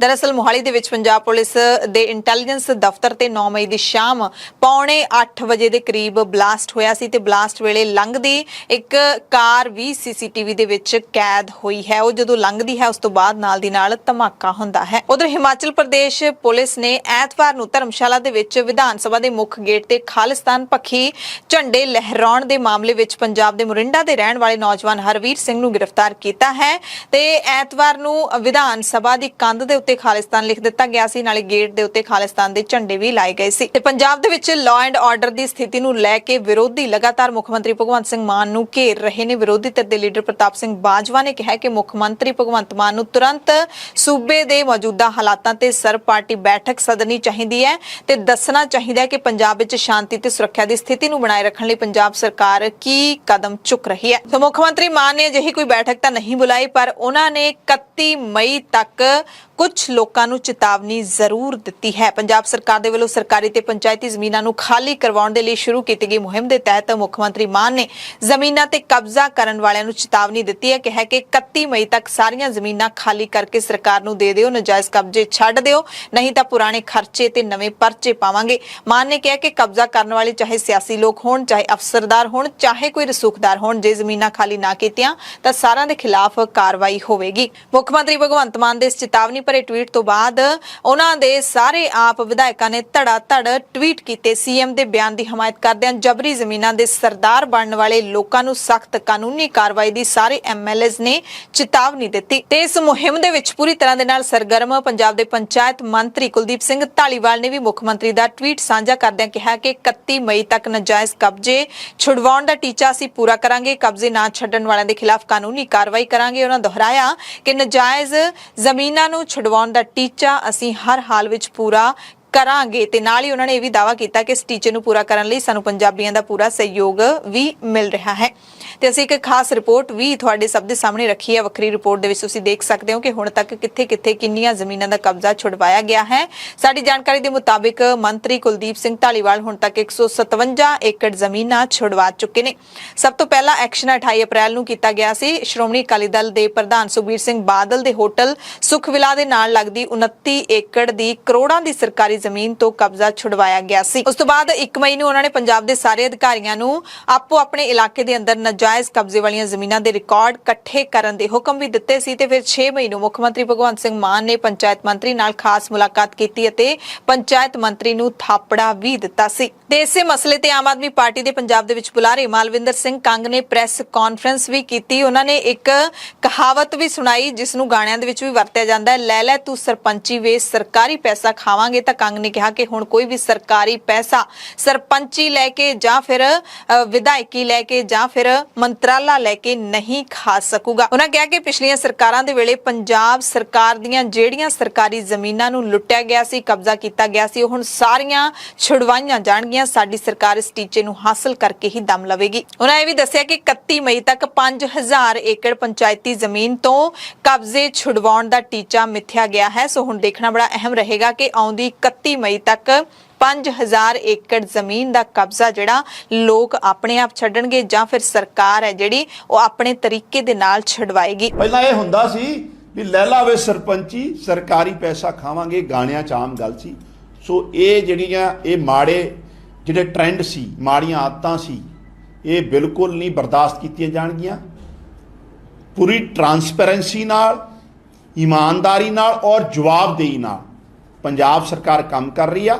ਹਾਂ, ਇੱਕ ਗੱਲ ਬੜੀ ਸਪਸ਼ਟ ਹੈ, ਕਿਸੇ ਦੇ ਖਿਲਾਫ ਕੋਈ ਬਦਲੇ ਦੀ ਭਾਵਨਾ ਨਾਲ, ਵੈਂਡੇਟਾ ਦੀ ਭਾਵਨਾ ਨਾਲ ਕੋਈ ਕੰਮ ਨਹੀਂ ਹੋਊਗਾ, ਲੇਕਿਨ ਜਿਹੜਾ ਵੀ ਕੰਮ ਹੋਊਗਾ ਪੰਜਾਬ ਦੇ ਲੋਕਾਂ ਦੇ ਭਲੇ ਲਈ ਔਰ ਅਕੋਰਡਿੰਗ ਟੂ ਲਾਅ। 40-40 50-50 ਸਾਲਾਂ ਤੋਂ ਸਰਕਾਰੀ ਜ਼ਮੀਨਾਂ ਵਾਹੀ ਜਾਂਦੇ ਕਬਜ਼ਾ ਕਰਕੇ, ਉਹ ਹੁਣ ਉਹ ਸਰਕਾਰੀ ਜ਼ਮੀਨਾਂ ਤੋਂ ਪੰਜਾਬ ਸਰਕਾਰ ਕਬਜ਼ਾ ਵੀ ਛਡਾ ਰਹੀ ਹੈ। ਜੀ ਗੱਲ ਨਿਕਲਦੀ ਆ ਵੀ ਜੇ ਤੁਸੀਂ 31 ਮਈ ਤੋਂ ਪਹਿਲਾਂ ਕਰ ਦੋਗੇ ਤੇ ਤੁਹਾਡੇ ਤੇ ਕੋਈ ਪੈਨਲਟੀ ਟਾਈਪ ਕੋਈ ਨਹੀਂ ਲੱਗੂਗੀ ਸਰਕਾਰ ਵੱਲੋਂ। ਤੁਸੀਂ ਆਪਣਾ ਇੱਕ ਜੋ ਵੀ ਸਰਕਾਰੀ ਰਿਸੋਰਸ ਦੱਬਿਆ ਜਾਂ ਆਪਣੇ ਕਬਜ਼ੇ ਹੇਠਾਂ ਨੂੰ ਵਾਪਸ ਕਰ ਦਿੱਤਾ ਜਾਵੇ, ਜੋ ਪ੍ਰਕਿਰਿਆ ਸਰਕਾਰ ਨੇ ਦਿੱਤੀ ਹੈ। ਅਦਰਵਾਈਜ਼ ਫਿਰ ਪੂਰਾ ਹਿਸਾਬ ਲਿਆ ਜਾਊਗਾ ਕਿੰਨੇ ਸਾਲਾਂ ਤੋਂ ਜ਼ਮੀਨ ਵਾਹੀ ਜਾ ਰਹੀ ਸੀ, ਕਿੰਨੀ ਉਹ 'ਤੇ ਇਨਕਮ ਹੋਈ, ਕਿੰਨਾ ਫਾਇਦਾ ਹੋਇਆ, ਤੇ ਪਰਚਾ ਜਿਹੜਾ ਕਾਨੂੰਨ ਦਾ ਜੀ। ਸੋ ਪੰਜਾਬ ਦੇ ਮੁੱਖ ਮੰਤਰੀ ਦੇ ਵੱਲੋਂ ਆਪੂ ਬਣੇ ਜ਼ਮੀਨ ਦੇ ਸਰਦਾਰਾਂ ਨੂੰ ਜੋ ਚੇਤਾਵਨੀ ਦਿੱਤੀ ਗਈ ਹੈ, ਉਸ ਨੂੰ ਲੈ ਕੇ ਵਿਰੋਧੀਆਂ ਨੇ ਵੀ ਆਪਣਾ ਰਿਐਕਸ਼ਨ ਦਿੱਤਾ ਹੈ। ਪੰਜਾਬ ਕਾਂਗਰਸ ਦੇ ਸਾਬਕਾ ਪ੍ਰਧਾਨ ਨਵਜੋਤ ਸਿੰਘ ਸਿੱਧੂ ਨੇ ਟਵੀਟ ਕੀਤਾ ਹੈ ਕਿ ਅਸਲ ਆਮਦਨ ਪੈਦਾ ਕਰਨ ਦੀ ਸੰਭਾਵਨਾ ਸ਼ਹਿਰੀ ਮਿਊਨਿਸਪਲ ਜ਼ਮੀਨਾਂ ਦੇ ਵਿੱਚ ਹੈ, ਕੱਲੀਆਂ ਪੰਚਾਇਤੀ ਜ਼ਮੀਨਾਂ ਤੋਂ ਕਬਜ਼ੇ ਛੁਡਵਾਉਣ ਦੇ ਵਿੱਚ ਨਹੀਂ ਹੈ। ਉਹਨਾਂ ਨੇ ਕਿਹਾ ਕਿ ਜਿਹੜੀਆਂ ਮਿਊਨਿਸਪਲ ਜ਼ਮੀਨਾਂ ਨੇ ਇਹ ਮਿਲੀ ਭੁਗਤ ਦੇ ਨਾਲ ਮਹਿੰਗੇ ਭਾਅ ਹੜੱਪ ਲਈਆਂ ਗਈਆਂ ਨੇ। ਲੀਜ਼ ਦੇ ਰਿਕਾਰਡਾਂ ਦਾ ਰੱਖ ਰਖਾਅ ਨਹੀਂ ਕੀਤਾ ਗਿਆ, ਗੁੰਮਸ਼ੁਦਗੀ ਤੇ ਨਵੀਨੀਕਰਨ ਦਾ ਵੀ ਕੋਈ ਰਿਕਾਰਡ ਨਹੀਂ ਹੈ। ਸਰਕਾਰ ਨੂੰ ਇਸ ਦੀ ਵੀ ਡੂੰਘਾਈ ਦੇ ਨਾਲ ਜਾਂਚ ਕਰਨੀ ਚਾਹੀਦੀ ਹੈ। ਕਰਜ਼ਾ ਮੋੜਨ ਤੋਂ ਬਾਅਦ 10 ਸਾਲਾਂ ਦੇ ਲਈ ਬਜਟ ਮਾਲੀਆ ਪੈਦਾ ਕਰ ਸਕਦਾ ਹੈ। ਇਸ ਤੋਂ ਵੀ ਪਹਿਲਾਂ ਇੱਕ ਹੋਰ ਟਵੀਟ ਕੀਤਾ ਸਿੱਧੂ ਨੇ ਦਾਅਵਾ ਕੀਤਾ ਕਿ ਜਦੋਂ ਪੰਚਾਇਤੀ ਜ਼ਮੀਨਾਂ ਦੇ ਵਿੱਚ ਆਮਦਨ ਪੈਦਾ ਕਰਨ ਦੀ ਸੰਭਾਵਨਾ ਘੱਟ ਹੈ, ਇਸ ਲਈ ਇਹਨਾਂ ਦੀ ਵਰਤੋਂ ਬੇਜ਼ਮੀਨੇ ਅਨੁਸੂਚਿਤ ਜਾਤੀ ਭਾਈਚਾਰੇ ਜੋ ਸਾਡੀ ਆਬਾਦੀ ਦਾ 35% ਅਤੇ 35% ਹਿੱਸਾ ਨੇ ਤੇ 2% ਜ਼ਮੀਨਾਂ ਦੇ ਮਾਲਕ ਨੇ, ਉਹਨਾਂ ਨੂੰ ਪਲਾਟ ਦੇਣ ਦੇ ਲਈ ਇਹਨਾਂ ਪੰਚਾਇਤੀ ਜ਼ਮੀਨਾਂ ਨੂੰ ਵਰਤਿਆ ਜਾਣਾ ਚਾਹੀਦਾ ਹੈ। ਯਾਨੀ ਕਿ ਨਵਜੋਤ ਸਿੰਘ ਸਿੱਧੂ ਨੇ ਸਰਕਾਰ ਨੂੰ ਇੱਕ ਸਿਆਣੀ ਸਲਾਹ ਦਿੱਤੀ ਹੈ ਕਿ ਪੰਚਾਇਤੀ ਜ਼ਮੀਨਾਂ 'ਚੋਂ ਬਹੁਤੀ ਆਮਦਨ ਸਰਕਾਰ ਨੂੰ ਨਹੀਂ ਹੋਣ ਵਾਲੀ।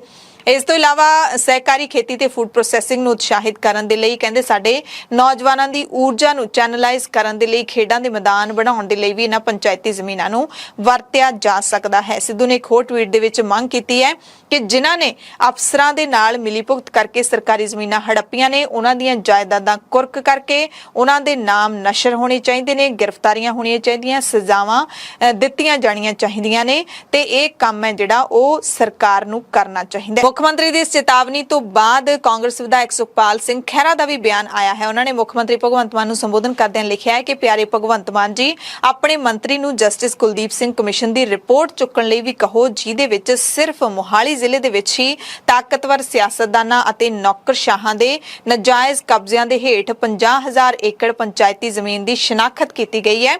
ਕੁਝ ਏਕੜਾਂ ਨੂੰ ਆਪਣੇ ਕਬਜ਼ੇ ਵਿੱਚ ਲੈਣ ਲਈ ਇੱਕ ਥੰਮ ਤੋਂ ਪੋਸਟ ਤੱਕ ਭੱਜਣ ਦੀ ਬਜਾਏ ਇਸ ਨੂੰ ਲਾਗੂ ਕਰੋ। ਤੇ ਇਸੇ ਦਰਮਿਆਨ ਇੱਕ ਬੜੀ ਦਿਲਚਸਪ ਖਬਰ ਇਹ ਆ ਰਹੀ ਹੈ ਕਿ ਆਮ ਆਦਮੀ ਪਾਰਟੀ ਦੀ ਸਰਕਾਰ ਦੀ ਘੁਰਕੀ ਦਾ ਅਸਰ ਹੋਇਆ ਤਾਂ ਪੰਜਾਬ ਦੀ ਸਾਬਕਾ ਮੁੱਖ ਮੰਤਰੀ ਬੀਬੀ ਰਜਿੰਦਰ ਕੌਰ ਭੱਠਲ ਨੇ ਆਪ ਹੀ 40 ਸਾਲਾਂ ਤੋਂ ਜਿਸ ਜ਼ਮੀਨ ਤੇ ਨਜਾਇਜ਼ ਕਬਜ਼ਾ ਕਰ ਰੱਖਿਆ ਸੀ ਉਸ ਨੂੰ ਛੱਡ ਦਿੱਤਾ ਹੈ। ਜਾਣਕਾਰੀ ਮਿਲੀ ਹੈ ਕਿ ਲਹਿਰਾ ਗਾਗਾ ਸਥਿਤ ਆਪਣੀ ਪੁਰਾਣੀ ਰਿਹਾਇਸ਼ ਦੇ ਬਾਹਰ ਬੀਬੀ ਭੱਠਲ ਨੇ ਮੁੱਖ ਮਾਰਗ ਦਿਆਲਪੁਰਾ ਰਜਵਾਹੇ ਦੇ ਇੱਕ ਪਾਸੇ ਰਾਹ ਤੇ ਪਿਛਲੇ 40 ਸਾਲਾਂ ਤੋਂ ਕਬਜ਼ਾ ਕੀਤਾ ਹੋਇਆ ਸੀ, ਜਿਸ ਨੂੰ ਭੱਠਲ ਨੇ ਆਪਸੀ ਸਹਿਮਤੀ ਦੇ ਨਾਲ ਹੀ ਛੱਡ ਦਿੱਤਾ ਹੈ। ਲੇਬਰ ਵੱਲੋਂ ਰਾਹ ਤੇ ਖਿੱਚੀ ਗਈ ਕੰਧ ਦੇ ਨਾਲ ਬਣੇ 2 ਕਮਰਿਆਂ ਨੂੰ ਢਾਹਿਆ ਜਾ ਰਿਹਾ ਹੈ। ਕੁਝ ਵਿਅਕਤੀਆਂ ਦੇ ਵੱਲੋਂ ਟਰਾਲੀਆਂ ਦੇ ਵਿੱਚ ਮਟੀਰੀਅਲ ਵੀ ਭਰ ਕੇ ਲਿਜਾਇਆ ਜਾ ਰਿਹਾ ਹੈ ਤੇ ਆਖਿਰਕਾਰ ਹੁਣ ਲਹਿਰਾ ਗਾਗਾ ਸ਼ਹਿਰ ਦੇ ਨਿਵਾਸੀਆਂ ਨੂੰ 40 ਸਾਲ ਤੋਂ ਬਾਅਦ ਇਸ ਰਾਹ ਤੇ ਸਫ਼ਰ ਕਰਨ ਦਾ ਮੌਕਾ ਮਿਲੂਗਾ। ਤੇ ਇੱਕ ਵੱਡੀ ਖਬਰ ਹੋਰ ਆ ਰਹੀ ਹੈ ਕਿ ਭਗਵੰਤ ਮਾਨ ਸਰਕਾਰ ਨੇ ਪੰਜਾਬ ਦੇ ਵਿੱਚ VIP ਕਲਚਰ ਤੇ ਇੱਕ ਹੋਰ ਹਮਲਾ ਕੀਤਾ ਹੈ। ਪੰਜਾਬ ਦੇ ਕਈ ਵੱਡੇ ਲੀਡਰਾਂ ਦੀ ਸੁਰੱਖਿਆ ਦੇ ਵਿੱਚ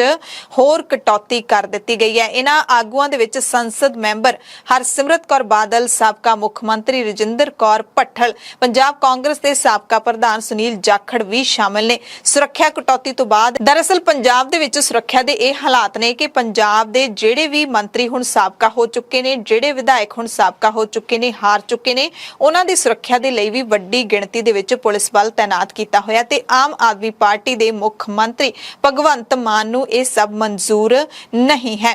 ਸਾਬਕਾ ਵਿਧਾਇਕ ਤੇ ਸਾਬਕਾ ਮੁੱਖ ਮੰਤਰੀ ਰਜਿੰਦਰ ਕੌਰ ਭੱਠਲ, ਜਿਨ੍ਹਾਂ ਨੂੰ ਕਈ ਝਟਕੇ ਲੱਗ ਰਹੇ ਨੇ, ਉਹਨਾਂ ਨੂੰ ਸਰਕਾਰੀ ਕੋਠੀ ਜਿਹੜੀ ਚੰਡੀਗੜ੍ਹ ਦੇ ਵਿੱਚ ਸੀ ਉਹ ਵੀ ਛੱਡਣੀ ਪਈ। ਲਹਿਰਾ ਗਾਗਾ ਦੇ ਵਿੱਚ ਉਹਨਾਂ ਨੂੰ ਆਪਣਾ ਨਜਾਇਜ਼ ਕਬਜ਼ਾ ਛੱਡਣਾ ਪਿਆ ਹੈ ਤੇ ਹੁਣ ਉਹਨਾਂ ਦੀ ਸੁਰੱਖਿਆ ਦੇ ਵਿੱਚ ਵੀ ਕੱਟ ਲੱਗ ਗਿਆ ਤੇ ਭੱਠਲ ਕੋਲ 20 ਗਨਮੈਨ ਤੈਨਾਤ ਸਨ। 20 ਗਨਮੈਨਾਂ ਦੇ ਨਾਲ ਬੀਬੀ ਭੱਠਲ ਚੱਲਦੇ ਸੀ, ਪਰ ਹੁਣ ਉਹਨਾਂ ਦੀ ਸੁਰੱਖਿਆ ਦੇ ਵਿੱਚ ਕਟੌਤੀ ਕੀਤੀ ਗਈ ਹੈ। ਸੁਰੱਖਿਆ ਬਿਲਕੁਲ ਨਹੀਂ ਹਟਾਏਗੀ ਕਿਉਂਕਿ ਬਿਲਕੁਲ ਹਟਾਈ ਵੀ ਨਹੀਂ ਜਾ ਸਕਦੀ ਕਾਨੂੰਨ ਦੇ ਮੁਤਾਬਿਕ, ਪਰ ਇਹਨੂੰ ਕੱਟ ਜ਼ਰੂਰ ਦਿੱਤਾ ਗਿਆ ਹੈ। ਤੇ ਇੱਕ ਦਿਲਚਸਪ ਗੱਲ ਹੋਰ ਵੀ ਤੁਹਾਨੂੰ ਦੱਸ ਦਿੰਦੇ ਆ ਕਿ ਬੀਬੀ ਭੱਠਲ ਨੇ ਸੰਗਰੂਰ ਦੇ ਲਹਿਰਾ ਗਾਗਾ ਤੋਂ 2012 ਦੇ ਵਿੱਚ ਭਗਵੰਤ ਮਾਨ ਵਿਰੁੱਧ ਚੋਣ ਲੜੀ ਸੀ। ਸੋ ਹੁਣ ਸਵਾਲ ਇਹ ਵੀ ਉੱਠਦਾ ਹੈ ਕਿ ਜਿਹੜੀ ਸੁਰੱਖਿਆ ਵਾਪਸ ਲਈ ਗਈ ਹੈ ਇਹਨਾਂ ਸਾਰੇ ਲੀਡਰਾਂ ਤੋਂ, ਜਿਹੜੀ ਵਾਪਸ ਲੈਣੀ ਬਣਦੀ ਵੀ ਸੀ ਕਿਉਂਕਿ ਵਾਧੂ ਦਾ ਖਰਚਾ ਜਿਹੜਾ ਉਹ ਇਹਨਾਂ ਲੀਡਰਾਂ ਤੇ ਕੀਤਾ ਜਾ ਰਿਹਾ ਸੀ, ਥੋੜੀ ਸੁਰੱਖਿਆ ਦੇ ਨਾਲ ਵੀ ਸਰ ਜਾਂਦਾ ਹੁੰਦਾ ਹੈ, ਤੇ ਜਿਹੜੀ ਵਾਪਸ ਲਈ ਗਈ ਹੈ ਕਿ ਵਾਕਈ ਉਹ ਸੁਰੱਖਿਆ ਨੂੰ ਲੋਕਾਂ ਦੇ ਹਿੱਤਾਂ ਦੇ ਲਈ ਲਾਇਆ ਜਾਵੇਗਾ, ਥਾਣਿਆਂ ਦੇ ਵਿੱਚ ਤੈਨਾਤ ਕੀਤਾ ਜਾਊਗਾ, ਜਾਂ ਇਹ ਤਾਂ ਨਹੀਂ ਹੋਊਗਾ ਕਿ ਇਹ VIP ਕਲਚਰ ਹੁਣ ਆਮ ਆਦਮੀ ਪਾਰਟੀ 'ਚ ਵੀ ਆ ਕੇ ਵੜ ਜਾਊਗਾ।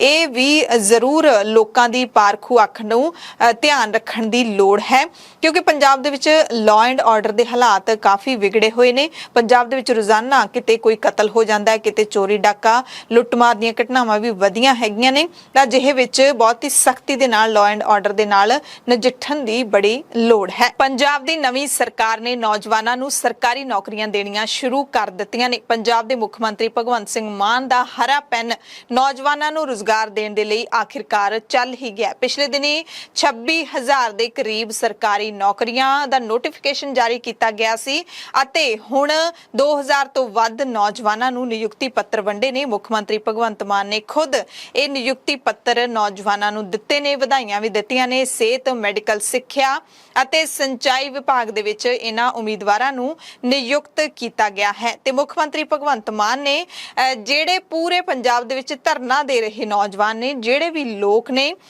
ਖਾਸ ਕਰਕੇ ਸ਼ਾਇਦ ਭਗਵੰਤ ਮਾਨ ਨੂੰ ਯਾਦ ਆ ਰਹੇ ਹੋਣਗੇ ਉਹ ਕਰੋਨਾ ਵਲੰਟੀਅਰ, ਕਰੋਨਾ ਵਾਰੀਅਰਸ, ਜਿਨ੍ਹਾਂ ਨੂੰ ਨੌਕਰੀ ਤੋਂ ਕੱਢ ਦਿੱਤਾ ਗਿਆ ਸੀ ਕਰੋਨਾ ਦੇ ਵਿੱਚ ਸੇਵਾਵਾਂ ਲੈਣ ਤੋਂ ਬਾਅਦ, ਤੇ ਉਹ ਮੁੱਖ ਮੰਤਰੀ ਭਗਵੰਤ ਮਾਨ ਦੀ ਸੰਗਰੂਰ ਵਾਲੀ ਕੋਠੀ ਦੇ ਬਾਹਰ ਧਰਨਾ ਲਾ ਕੇ ਬੈਠੇ ਨੇ, ਜਿਨ੍ਹਾਂ ਦੇ ਵਿੱਚ ਖਾਸ ਕਰਕੇ ਕੁੜੀਆਂ ਸ਼ਾਮਿਲ ਨੇ, ਜਿਨ੍ਹਾਂ ਨੇ ਕਰੋਨਾ ਦੇ ਵਿੱਚ ਆਪਣੀ ਜਾਨ ਜ਼ੋਖਮ 'ਚ ਪਾ ਕੇ ਲੋਕਾਂ ਦੀ ਸੇਵਾ ਕੀਤੀ ਸੀ। ਸੋ ਭਗਵੰਤ ਮਾਨ ਨੇ ਨਿਯੁਕਤੀ ਪੱਤਰ ਵੰਡਣ ਵੇਲੇ ਫਿਰ ਪੰਜਾਬ ਦੇ ਨੌਜਵਾਨਾਂ ਨੂੰ ਹੱਥ ਜੋੜ ਕੇ ਕਿਹਾ ਕਿ ਥੋੜਾ ਜਿਹਾ ਸਬਰ ਕਰ ਲਓ, ਹਲੇ ਤਾਂ ਸਾਡੀ ਸਰਕਾਰ ਨੂੰ ਬਣੇ ਨੂੰ 2 ਮਹੀਨੇ ਹੋਏ ਨੇ, ਅਸੀਂ ਖਜ਼ਾਨਾ ਵੀ ਭਰਾਂਗੇ, ਤੁਹਾਨੂੰ ਸਹੂਲਤਾਂ ਵੀ ਦੇਣੀਆਂ ਨੇ। ਆਮ ਬੰਦਾ ਸਵੇਰੇ ਉੱਠਦਾ ਹੈ ਤੇ ਉਹਦੇ ਲਈ ਸਵੇਰ ਤੋਂ ਹੀ ਹਰ ਚੀਜ਼ ਤੇ ਟੈਕਸ ਸ਼ੁਰੂ ਹੋ ਜਾਂਦੇ ਨੇ। ਕਹਿੰਦੇ ਇੰਨੇ ਜ਼ਿਆਦਾ ਟੈਕਸ ਭਰਦਾ ਹੈ ਪੰਜਾਬੀ, ਪਰ ਫਿਰ ਵੀ ਸਰਕਾਰ ਦਾ ਖਜ਼ਾਨਾ ਖਾਲੀ ਦਾ ਖਾਲੀ ਪਿਆ ਰਹਿੰਦਾ ਹੈ। ਮੁੱਖ ਮੰਤਰੀ ਨੇ ਕਿਹਾ ਕਿ ਹੁਣ ਅਸੀਂ ਇਹ ਵੀ ਦੇਖਣਾ ਹੈ ਕਿ ਖਜ਼ਾਨਾ ਖਾਲੀ ਕਿਉਂ ਹੈ ਤੇ ਕਿਹਨੇ ਕੀਤਾ ਹੈ। ਖਜ਼ਾਨਾ ਭਰਨ ਤੇ ਜ਼ੋਰ ਦੇਵਾਂਗੇ, ਜਦੋਂ ਖਜ਼ਾਨਾ ਭਰ ਜੂਗਾ ਉਹ ਅਸੀਂ ਤੁਹਾਡੇ ਤੇ ਹੀ ਲਾਉਣਾ ਹੈ। ਸਾਡਾ ਗੱਠਜੋੜ ਕਿਸੇ ਨਾਲ ਨਹੀਂ, ਸਾਡਾ ਗੱਠਜੋੜ ਤੁਹਾਡੇ ਨਾਲ ਹੈ। ਮੁੱਖ ਮੰਤਰੀ ਨੇ ਇੱਕ ਵਾਰ ਫੇਰ ਪੰਜਾਬ ਦੇ ਨੌਜਵਾਨਾਂ ਨੂੰ ਕਿਹਾ ਹੈ ਕਿ ਸਾਡੇ ਤੇ ਭਰੋਸਾ ਕਰੋ, ਅਸੀਂ ਤੁਹਾਨੂੰ ਸਾਰਿਆਂ ਨੂੰ ਰੁਜ਼ਗਾਰ ਦੇਵਾਂਗੇ, ਧਰਨੇ ਮੁਜ਼ਾਹਰੇ ਹਾਲੇ ਨਾ ਲਾਓ, ਕਾਹਲੀ ਨਾ ਕਰੋ, ਸਮਾਂ ਦਿਓ ਸਾਨੂੰ। ਜਿੰਨੇ ਵੀ ਖਾਸ ਤੌਰ ਤੇ ਨੌਜਵਾਨ ਮੁੰਡੇ ਕੁੜੀਆਂ ਉਹ ਕਾਹਲੀ ਕਰੀ ਜਾਂਦੇ ਰਹਿੰਦੇ ਆ, ਧਰਨੇ ਦੇਣ ਆ ਜਾਂਦੇ ਆ ਵੀ ਸਾਨੂੰ ਤਾਂ ਨਿਯੁਕਤੀ ਪੱਤਰ ਦਿਓ ਜੀ। ਬਿਲਕੁਲ ਮਿਲਣਗੇ। ਉਹ ਕੀ ਹੈ, ਫਾਰਮੈਲਿਟੀਜ਼ ਨੇ, ਕਾਗਜ਼ ਕੋਈ ਘੱਟ ਰਹਿ ਗਿਆ, ਤੁਹਾਨੂੰ ਅਸੀਂ ਨਿਯੁਕਤੀ ਪੱਤਰ ਦੇਤੇ ਵੀ ਚਲੋ ਕੋਈ ਨਹੀਂ, ਧਰਨਾ ਚੱਕਿਆ ਜਾਊਗਾ, ਅਸੀਂ ਨਿਯੁਕਤੀ ਪੱਤਰ ਦੇਤੇ, ਕੋਈ ਕਾਗਜ਼ ਰਹਿ ਗਿਆ ਘੱਟ ਉੱਥੇ ਮਹਿਕਮੇ 'ਚ, ਕਿਸੇ ਨੇ ਜਾ ਕੇ ਹਾਈ ਕੋਰਟ 'ਚ ਸਟੇ ਕਰਤੀ, ਫਿਰ ਉਹੀ ਹੋਊਗਾ ਵੀ ਉਹ ਜੀ ਸਾਡੀਆਂ ਤਾਂ ਰੁਕ ਗਈਆਂ, ਇਹਦਾ ਕੀ ਕਰੀਏ ਜੀ। ਫਿਰ ਸਰਕਾਰ ਉੱਥੇ ਲੜੂਗੀ ਹਾਈ ਕੋਰਟ 'ਚ। ਥੋੜ੍ਹਾ ਜਿਹਾ ਸਬਰ ਕਰ ਲਓ, ਹਜੇ 2 ਮਹੀਨੇ ਵੀ ਨਹੀਂ ਹੋਏ। ਸਾਡੀ ਨੀਅਤ ਸਾਫ਼ ਹੈ, ਉਹਨਾਂ ਦਾ ਆਪਸ 'ਚ ਮਿਲੇ ਹੋਏ ਸੀ। ਤੂੰ ਆ ਗਿਆ ਤੂੰ ਮੈਨੂੰ ਕੁਛ ਨਾ ਕਹੀਂ, ਮੈਂ ਆ ਗਿਆ ਮੈਂ ਤੈਨੂੰ ਕੁਛ ਨਹੀਂ ਕਹਿੰਦਾ। ਆ ਉਹਨਾਂ ਦਾ ਫਾਰਮੂਲਾ ਸੀ। ਮੈਨੂੰ ਕਹਿੰਦੇ ਵੀ ਕਿਹੜੀ ਪਾਰਟੀ ਨਾਲ ਤੁਸੀਂ ਅਲਾਇੰਸ ਕਰੋਗੇ। ਮੈਂ ਕਿਹਾ ਜੀ ਅਲਾਇੰਸ ਤਾਂ ਕਰਾਂਗੇ, ਪਰ ਅਸੀਂ ਤਾਂ ਜੀ ਪੰਜਾਬ ਦੇ 3 ਕਰੋੜ ਲੋਕਾਂ ਨਾਲ ਅਲਾਇੰਸ ਕੀਤਾ ਹੋਇਆ। ਮੁੱਖ ਮੰਤਰੀ ਭਗਵੰਤ ਸਿੰਘ ਮਾਨ ਨੇ 4 ਵਿਭਾਗਾਂ ਦੇ 2373 ਨਵੇਂ ਨਿਯੁਕਤ ਉਮੀਦਵਾਰਾਂ ਨੂੰ ਨਿਯੁਕਤੀ ਪੱਤਰ ਸੌਂਪੇ ਨੇ। ਇਸ ਵਕਤ ਉਹਨਾਂ ਦੇ ਨਾਲ ਪੰਜਾਬ ਦੇ ਕੈਬਨਿਟ ਮੰਤਰੀ, ਸਿਹਤ ਮੰਤਰੀ ਡਾਕਟਰ ਵਿਜੇ ਸਿੰਗਲਾ ਅਤੇ ਬ੍ਰਹਮ ਸ਼ੰਕਰ ਜ਼ਿੰਪਾ ਇਹ ਵੀ ਸ਼ਾਮਲ ਸਨ, ਹਾਜ਼ਰ ਸਨ। ਕੈਬਨਿਟ ਮੰਤਰੀ ਜ਼ਿੰਪਾ ਨੇ ਦਾਅਵਾ ਕੀਤਾ ਕਿ ਮੁੱਖ ਮੰਤਰੀ ਨੇ ਬੇਰੁਜ਼ਗਾਰਾਂ ਨੂੰ ਨੌਕਰੀ ਦੇਣ ਦੇ ਲਈ ਹਰਾ ਪੈਨ ਚਲਾਉਣ ਵਾਲਾ ਵਾਅਦਾ ਨਿਭਾਇਆ ਹੈ। ਸਿੱਖਿਆ ਵਿਭਾਗ ਦੇ ਵਿੱਚ ਵੀ ਪੋਸਟਾਂ ਕਹਿੰਦੇ ਛੇਤੀ ਕੱਢੀਆਂ ਜਾਣਗੀਆਂ। ਜਿਹੜੇ ਕੰਮ ਤੁਰੰਤ ਕੀਤੇ ਜਾ ਸਕਦੇ ਆ, 5 ਵਾਰ ਕੈਬਨਿਟ ਦੀ ਮੀਟਿੰਗ ਦੇ ਵਿੱਚ ਜਿਹੜੇ ਤੁਰੰਤ ਸੀਗੇ। ਔਰ ਜਿੱਦਾਂ ਉਹਨਾਂ ਨੇ ਕਿਹਾ ਸੀਗਾ ਕਿ ਪਹਿਲੇ ਜਿਹੜਾ ਮੇਰਾ ਫੈਸਲਾ ਹੋਏਗਾ ਕੈਬਨਿਟ ਦੀ ਮੀਟਿੰਗ ਦੇ ਵਿੱਚ, ਉਹ ਜਿਹੜਾ ਹਰੇ ਪੈਨ ਦੇ ਨਾਲ ਮੈਂ ਫੈਸਲਾ ਲਵਾਂਗਾ, ਉਹ ਮੈਂ ਬੱਚਿਆਂ ਦੇ ਹੱਕ ਦੇ ਵਿੱਚ, ਨੌਜਵਾਨਾਂ ਦੀ ਇੰਪਲੋਇਮੈਂਟ ਲਈ ਲਵਾਂਗਾ। ਔਰ ਉੱਦਾਂ ਹੀ ਉਹਨਾਂ ਨੇ ਲਿਆ ਸੀ। ਔਰ ਅੱਜ ਉਹ ਉਸ ਕੜੀ ਦੇ ਵਿੱਚ ਮੈਂ ਕਹਿ ਸਕਦਾ, ਕਿਉਂਕਿ ਉਹ ਜਿਹੜੀਆਂ ਆਣੀਆਂ ਪੋਸਟਾਂ ਜਲਦੀ ਉਹ ਵੀ ਆ ਜਾਣੀਆਂ। ਪੰਜਾਬ ਦੇ ਮੁੱਖ ਮੰਤਰੀ ਭਗਵੰਤ ਸਿੰਘ ਮਾਨ ਨਿਯੁਕਤੀ ਪੱਤਰ ਵੰਡਣ ਤੋਂ ਬਾਅਦ ਜਿਵੇਂ ਹੀ ਸਟੇਜ ਤੇ ਆਏ, ਉਹਨਾਂ ਨੇ ਆਉਂਦਿਆਂ ਹੀ ਸਾਰੇ ਨਵ ਨਿਯੁਕਤ ਨੌਜਵਾਨਾਂ ਨੂੰ ਨੌਕਰੀਆਂ ਦੀਆਂ ਮੁਬਾਰਕਾਂ ਦਿੱਤੀਆਂ ਤੇ ਬੇਰੁਜ਼ਗਾਰੀ ਨੂੰ ਸਭ ਤੋਂ ਵੱਡੀ ਅਲਾਮਤ ਦੱਸਿਆ। ਪਿਛਲੀਆਂ ਸਰਕਾਰਾਂ ਤੇ ਵਰਦਿਆਂ ਮਾਨ ਨੇ ਕਿਹਾ ਕਿ ਉਹਨਾਂ ਦੀ ਨੀਅਤ ਹੀ ਖਰਾਬ ਸੀ, ਇਸ ਲਈ ਬੇਰੁਜ਼ਗਾਰ ਨੌਜਵਾਨਾਂ ਦੇ ਲਈ ਉਹਨਾਂ ਨੇ ਕੁਝ ਵੀ ਨਹੀਂ ਕੀਤਾ। ਮਾਨ ਨੇ ਕਿਹਾ ਕਿ ਪੰਜਾਬ ਸਰਕਾਰ ਵੱਲੋਂ ਐਲਾਨੀਆਂ ਗਈਆਂ 26,454 ਨੌਕਰੀਆਂ ਦਾ ਇਹ ਨਿਯੁਕਤੀਆਂ ਹਿੱਸਾ ਨੇ, ਯਾਨੀ ਕਿ ਉਹਨਾਂ ਨੌਕਰੀਆਂ ਦਾ ਜਿਨ੍ਹਾਂ ਦਾ ਨੋਟੀਫਿਕੇਸ਼ਨ ਥੋੜੇ ਦਿਨ ਪਹਿਲਾਂ ਹੀ ਕੱਢਿਆ ਗਿਆ ਸੀ, ਉਹਨਾਂ ਦੇ ਵਿੱਚੋਂ ਹੀ 2,373 ਨੌਜਵਾਨਾਂ ਨੂੰ ਨਿਯੁਕਤੀ ਪੱਤਰ ਦਿੱਤੇ ਗਏ ਨੇ ਤੇ ਇਸੇ ਅਧੀਨ ਐਸਡੀਓ, ਨਰਸਾਂ, ਟਿਊਬਵੈਲ ਆਪਰੇਟਰ, ਕਮਿਊਨਿਟੀ ਹੈਲਥ ਅਫਸਰਾਂ ਦੀਆਂ ਨਿਯੁਕਤੀਆਂ ਕੀਤੀਆਂ ਗਈਆਂ। ਮਾਨ ਨੇ ਕਿਹਾ ਕਿ ਅਸੀਂ ਪੂਰੀ ਕੋਸ਼ਿਸ਼ ਕਰਾਂਗੇ ਕਿ ਹਰ ਕਿਸੇ ਉਮੀਦਵਾਰ ਨੂੰ ਆਪਣੇ ਇਲਾਕੇ ਦੇ ਵਿੱਚ ਹੀ ਨਿਯੁਕਤੀ ਮਿਲੇ ਤਾਂ ਕਿ ਬਦਲੀ ਕਰਾਉਣ ਦੀ ਲੋੜ ਹੀ ਨਾ ਪਵੇ। ਹਾਲਾਂਕਿ ਨਾਲ ਹੀ ਉਹਨਾਂ ਨੇ ਇਹ ਵੀ ਕਹਿ ਦਿੱਤਾ ਕਿ ਤੁਸੀਂ ਇਸ ਚੀਜ਼ ਨੂੰ ਮੁੱਖ ਮੁੱਦਾ ਵੀ ਨਾ ਬਣਾਇਓ। ਜੇ ਤੁਹਾਨੂੰ ਨੌਕਰੀ ਮਿਲਦੀ ਹੈ ਪਰ ਦੂਰ ਦਾ ਸਟੇਸ਼ਨ ਮਿਲਦਾ ਹੈ ਤਾਂ ਰੌਲਾ ਪਾਉਣ ਦੀ ਕੋਈ ਬਹੁਤੀ ਲੋੜ ਨਹੀਂ ਹੈ, ਕਿਉਂਕਿ ਜਿੰਨੇ ਵੀ ਮਹਾਨ ਇਨਸਾਨ ਦੁਨੀਆ ਦੇ ਹੋਏ ਨੇ ਉਹਨਾਂ ਨੂੰ ਕੁਛ ਨਾ ਕੁਛ ਪਾਉਣ ਦੇ ਲਈ ਆਪਣਾ ਘਰ ਛੱਡਣਾ ਹੀ ਪੈਂਦਾ ਤੇ ਮੇਰੇ ਸਾਹਮਣੇ ਕੋਸ਼ਿਸ਼ ਕਰਾਂਗੇ ਕਿ ਘਰਾਂ ਦੇ ਰੇਡੀਅਸ ਦੇ ਵਿੱਚ ਹੀ ਕੰਮ ਕਰੋ, ਜ਼ਿਆਦਾ ਵਧੀਆ ਕੰਮ ਕਰੋਗੇ। ਪਰ ਕੋਈ ਕਿਤੇ ਦੂਰ ਜਾਓਗੇ ਤਾਂ ਘਰ ਆਉਣ ਦੀ ਚਿੰਤਾ ਰਹੂਗੀ, ਘਰ ਵਾਲੇ ਵੀ ਤੁਹਾਡੇ ਕੋਲੇ ਆਉਣਗੇ, ਸੋ ਕਈ ਵਾਰੀ ਕੰਸੈਂਟਰੇਸ਼ਨ ਜਿਹੜੀ ਹੈ ਕੰਮ ਤੋਂ ਹਟ ਜਾਂਦੀ ਹੈ। ਸੋ ਅਸੀਂ ਕੋਸ਼ਿਸ਼ ਇਹੀ ਕਰਾਂਗੇ, ਜਿਵੇਂ ਭਾਜੀ ਜਿੰਨੀਆਂ ਵੀ ਕਰਨੀਆਂ ਨਾ, ਕੋਸ਼ਿਸ਼ ਕਰਿਓ ਕਿ ਘਰਾਂ ਦੇ ਰੇਡੀਅਸ ਦੇ ਵਿੱਚ ਹੀ ਕਿਤੇ।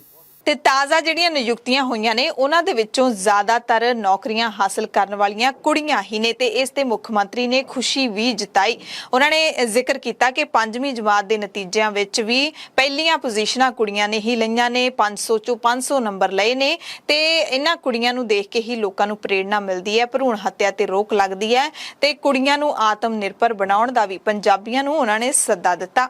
ਮੈਨੂੰ ਦੱਸਿਆ ਗਿਆ ਕਿ ਅੱਜ ਵਾਲੀ ਇਸ 'ਚ ਅਪਾਇੰਟਮੈਂਟ 'ਚ ਕੁੜੀਆਂ ਦੀ ਗਿਣਤੀ ਜ਼ਿਆਦਾ ਹੈ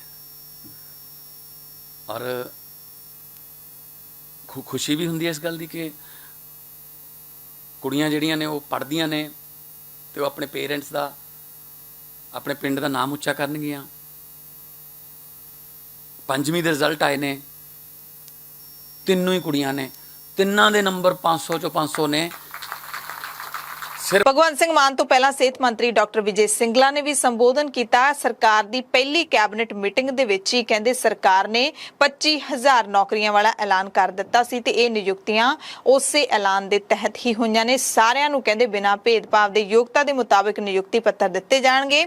ਅਸੀਂ ਕਹਿੰਦੇ ਪੰਜਾਬ ਦੇ ਵਿੱਚ ਸਿਹਤ ਸੇਵਾਵਾਂ ਨੂੰ ਸੁਧਾਰਨ ਦੇ ਲਈ ਟੀਚੇ ਤੋਂ ਵੱਧ ਭਰਤੀਆਂ ਕਰ ਰਹੇ ਹਾਂ। 710 ਸਟਾਫ ਨਰਸਾਂ, 239 CHO, 421 ਵਾਰਡ ਅਟੈਂਡੈਂਟ ਤੇ ਹੋਰ ਵੀ ਨਿਯੁਕਤੀਆਂ ਦੇ ਪੱਤਰ ਦਿੱਤੇ ਗਏ ਨੇ। ਉਹਨਾਂ ਨੇ ਸਭ ਨੂੰ ਬੇਨਤੀ ਕੀਤੀ ਹੈ ਕਿ 1 ਸਾਲ ਬਦਲੀ ਦੇ ਲਈ ਹੁਣ ਬੇਨਤੀ ਨਾ ਕਰਿਓ। ਜਿਨ੍ਹਾਂ ਦੀਆਂ ਨਵੀਆਂ ਨਿਯੁਕਤੀਆਂ ਹੋਈਆਂ ਨੇ ਉਹ ਜਿੱਥੇ ਕਿਤੇ ਵੀ ਸਟੇਸ਼ਨ ਮਿਲਦਾ ਹੈ ਉੱਥੇ ਤੁਸੀਂ ਨੌਕਰੀਆਂ ਕਰ ਲਿਓ। 1 ਸਾਲ ਤੱਕ ਬਦਲੀ ਦੀ ਅਪੀਲ ਨਾ ਕਰਿਓ ਕਿ ਕੋਈ ਕਿਸੇ ਨਾਲ ਇਹਦੇ 'ਚ ਭੇਦਭਾਵ ਨਹੀਂ ਰੱਖਿਆ ਗਿਆ। ਔਰ ਮੈਂ ਓਪਨਲੀ ਇਹ ਵੀ ਪੁੱਛਣਾ ਚਾਹੁੰਦਾ ਕਿ ਸਾਡੇ ਕਿਸੇ ਅਧਿਕਾਰੀ ਵੱਲੋਂ, ਸਾਡੇ ਕਿਸੇ ਲੀਡਰ ਵੱਲੋਂ ਤੁਹਾਡੇ ਤੋਂ ਕੋਈ ਪੈਸੇ ਦੀ ਜਾਂ ਕੋਈ ਝਾਕ ਕੀਤੀ ਜਾਂ ਸਾਨੂੰ ਦੱਸ ਦਿਓ ਜਾਂ ਕਿਸੇ ਨੇ ਦਿੱਤਾ ਨਹੀਂ ਨਾ ਹੋਇਆ, ਆਉਣ ਵਾਲਾ ਸਮਾਂ 'ਚ ਵੀ ਨਹੀਂ ਹੋਏਗਾ। ਪਰ ਇੱਕ ਮੇਰੀ ਹੋਰ ਗੁਜ਼ਾਰਿਸ਼ ਹੈ, ਕਿਉਂਕਿ ਅਸੀਂ ਅੱਜ CM ਸਾਹਿਬ 710 ਸਟਾਫ ਨਰਸਿਸ ਆਪਣੇ ਮੈਡੀਕਲ ਕਾਲਜਸ ਲਈ, 239 CHO ਜਿਹੜੇ ਕਮਿਊਨਿਟੀ ਹੈਲਥ ਅਫੀਸਰ ਨੇ, ਆਪਣੇ ਪਿੰਡੂ ਜਿਹੜੀਆਂ ਸਿਹਤ ਸੇਵਾਵਾਂ ਨੇ ਉਹਨੂੰ ਬਿਹਤਰ ਕਰਨ ਲਈ ਉਹਨਾਂ ਦੀ ਗਿਣਤੀ ਅੱਜ 2260 ਦਾ ਟੀਚਾ ਸੀ, ਸਾਡੀ 2584 ਹੋ ਗਈ। ਸੋ 2373 ਨੌਜਵਾਨਾਂ ਨੂੰ ਜਿਨ੍ਹਾਂ ਨੂੰ ਨਿਯੁਕਤੀ ਪੱਤਰ ਦਿੱਤੇ ਗਏ ਨੇ। ਇਸ ਮੌਕੇ ਇੱਕ ਖਾਸ ਗੱਲ ਇਹ ਵੀ ਦੇਖਣ ਨੂੰ ਮਿਲੀ ਕਿ ਨਿਯੁਕਤੀ ਪੱਤਰ ਦੇ ਉੱਤੇ ਪਿਛਲੀਆਂ ਸਰਕਾਰਾਂ ਦੇ ਵਾਂਗੂ, ਰਵਾਇਤੀ ਸਰਕਾਰਾਂ ਦੇ ਵਾਂਗੂ ਮੁੱਖ ਮੰਤਰੀ ਭਗਵੰਤ ਸਿੰਘ ਮਾਨ ਦੀ ਫੋਟੋ ਵੀ ਪੂਰੀ ਚਮਕ ਰਹੀ ਸੀ। ਯਾਨੀ ਕਿ ਕ੍ਰੈਡਿਟ ਵਾਰ ਦੀ ਜਿਹੜੀ ਹੋੜ ਹੈਗੀ ਆ ਜਾਂ ਫਿਰ ਦਿਖਾਵਾ ਕਰਨਾ, ਇਹ ਆਮ ਲੋਕਾਂ ਦੇ ਵਿੱਚ ਵੀ ਹੁੰਦਾ ਤੇ ਖਾਸ ਲੋਕਾਂ ਦੇ ਵਿੱਚ ਵੀ ਹੁੰਦਾ। ਇਹ ਜ਼ਰੂਰ ਦੇਖਣ ਦੇ ਵਿੱਚ ਆਇਆ ਹੈ। ਹਾਲਾਂਕਿ ਲੋਕ ਇਹ ਕਹਿ ਕੇ ਜਸਟੀਫਾਈ ਜ਼ਰੂਰ ਕਰਦੇ ਨੇ ਕਿ ਜੇ ਸਰਕਾਰ ਕੰਮ ਕਰ ਰਹੀ ਹੈ ਤਾਂ ਜੇ ਉਹਦਾ ਕ੍ਰੈਡਿਟ ਵੀ ਲੈ ਰਹੀ ਹੈ ਤਾਂ ਉਹਦੇ ਵਿੱਚ ਹਰਜ਼ ਹੀ ਕੀ ਹੈ, ਪਰ ਇਹਨਾਂ ਚੀਜ਼ਾਂ ਤੇ ਖਰਚਾ ਹੁੰਦਾ ਹੈ। ਜੋ ਤੁਸੀਂ ਚਮਕਦਾਰ ਫੋਟੋਆਂ ਵਾਲੇ ਨਿਯੁਕਤੀ ਪੱਤਰਾਂ ਦੇ ਰੈਪ ਬਣਾਉਣੇ ਨੇ ਤਾਂ ਉਹਨਾਂ ਤੇ ਵੀ ਖਰਚਾ ਹੁੰਦਾ ਹੈ ਤੇ ਆਮ ਆਦਮੀ ਪਾਰਟੀ ਜਾਂ ਫਿਰ ਆਮ ਆਦਮੀ ਦਾ ਮਤਲਬ ਹੀ ਇਹ ਹੁੰਦਾ ਹੈ ਕਿ ਉਹ ਖਰਚਿਆਂ ਦੇ ਵਿੱਚ ਕਿਰਸ ਕਰੇ ਤੇ ਜ਼ਿਆਦਾ ਖਰਚਾ ਲੋਕਾਂ ਤੇ ਕਰੇ। ਪਰ ਉਹਨਾਂ ਨੂੰ ਅਸੀਂ ਜ਼ਰੂਰ ਵਧਾਈਆਂ ਦੇਵਾਂਗੇ 2373 ਨੌਜਵਾਨਾਂ ਨੂੰ ਜਿਨ੍ਹਾਂ ਦੀਆਂ ਨਿਯੁਕਤੀਆਂ ਹੋਈਆਂ ਨੇ, ਜਿਨ੍ਹਾਂ ਨੂੰ ਸਰਕਾਰੀ ਨੌਕਰੀਆਂ ਮਿਲੀਆਂ ਨੇ। ਆਸ ਕਰਦੇ ਹਾਂ ਪੰਜਾਬ ਦਾ ਹਰ ਨੌਜਵਾਨ ਰੁਜ਼ਗਾਰ ਲੈਣ ਵਾਲਾ ਤਾਂ ਹੈਗਾ ਹੀ ਆ, ਉਹ ਉਸ ਨੂੰ ਰੁਜ਼ਗਾਰ ਮਿਲ ਜਾਵੇ, ਇਹਦੀ ਅਸੀਂ ਆਸ ਕਰਦੇ ਹਾਂ। ਪੰਜਾਬ ਦੀਆਂ ਖਾਸ ਖਬਰਾਂ ਦੇ ਖਾਸ ਬੁਲੇਟਿਨ ਦੇ ਵਿੱਚ ਤੁਹਾਡੇ ਸਭ ਤੋਂ ਇਜਾਜ਼ਤ ਚਾਹੁੰਦੇ ਹਾਂ। ਧੰਨਵਾਦ।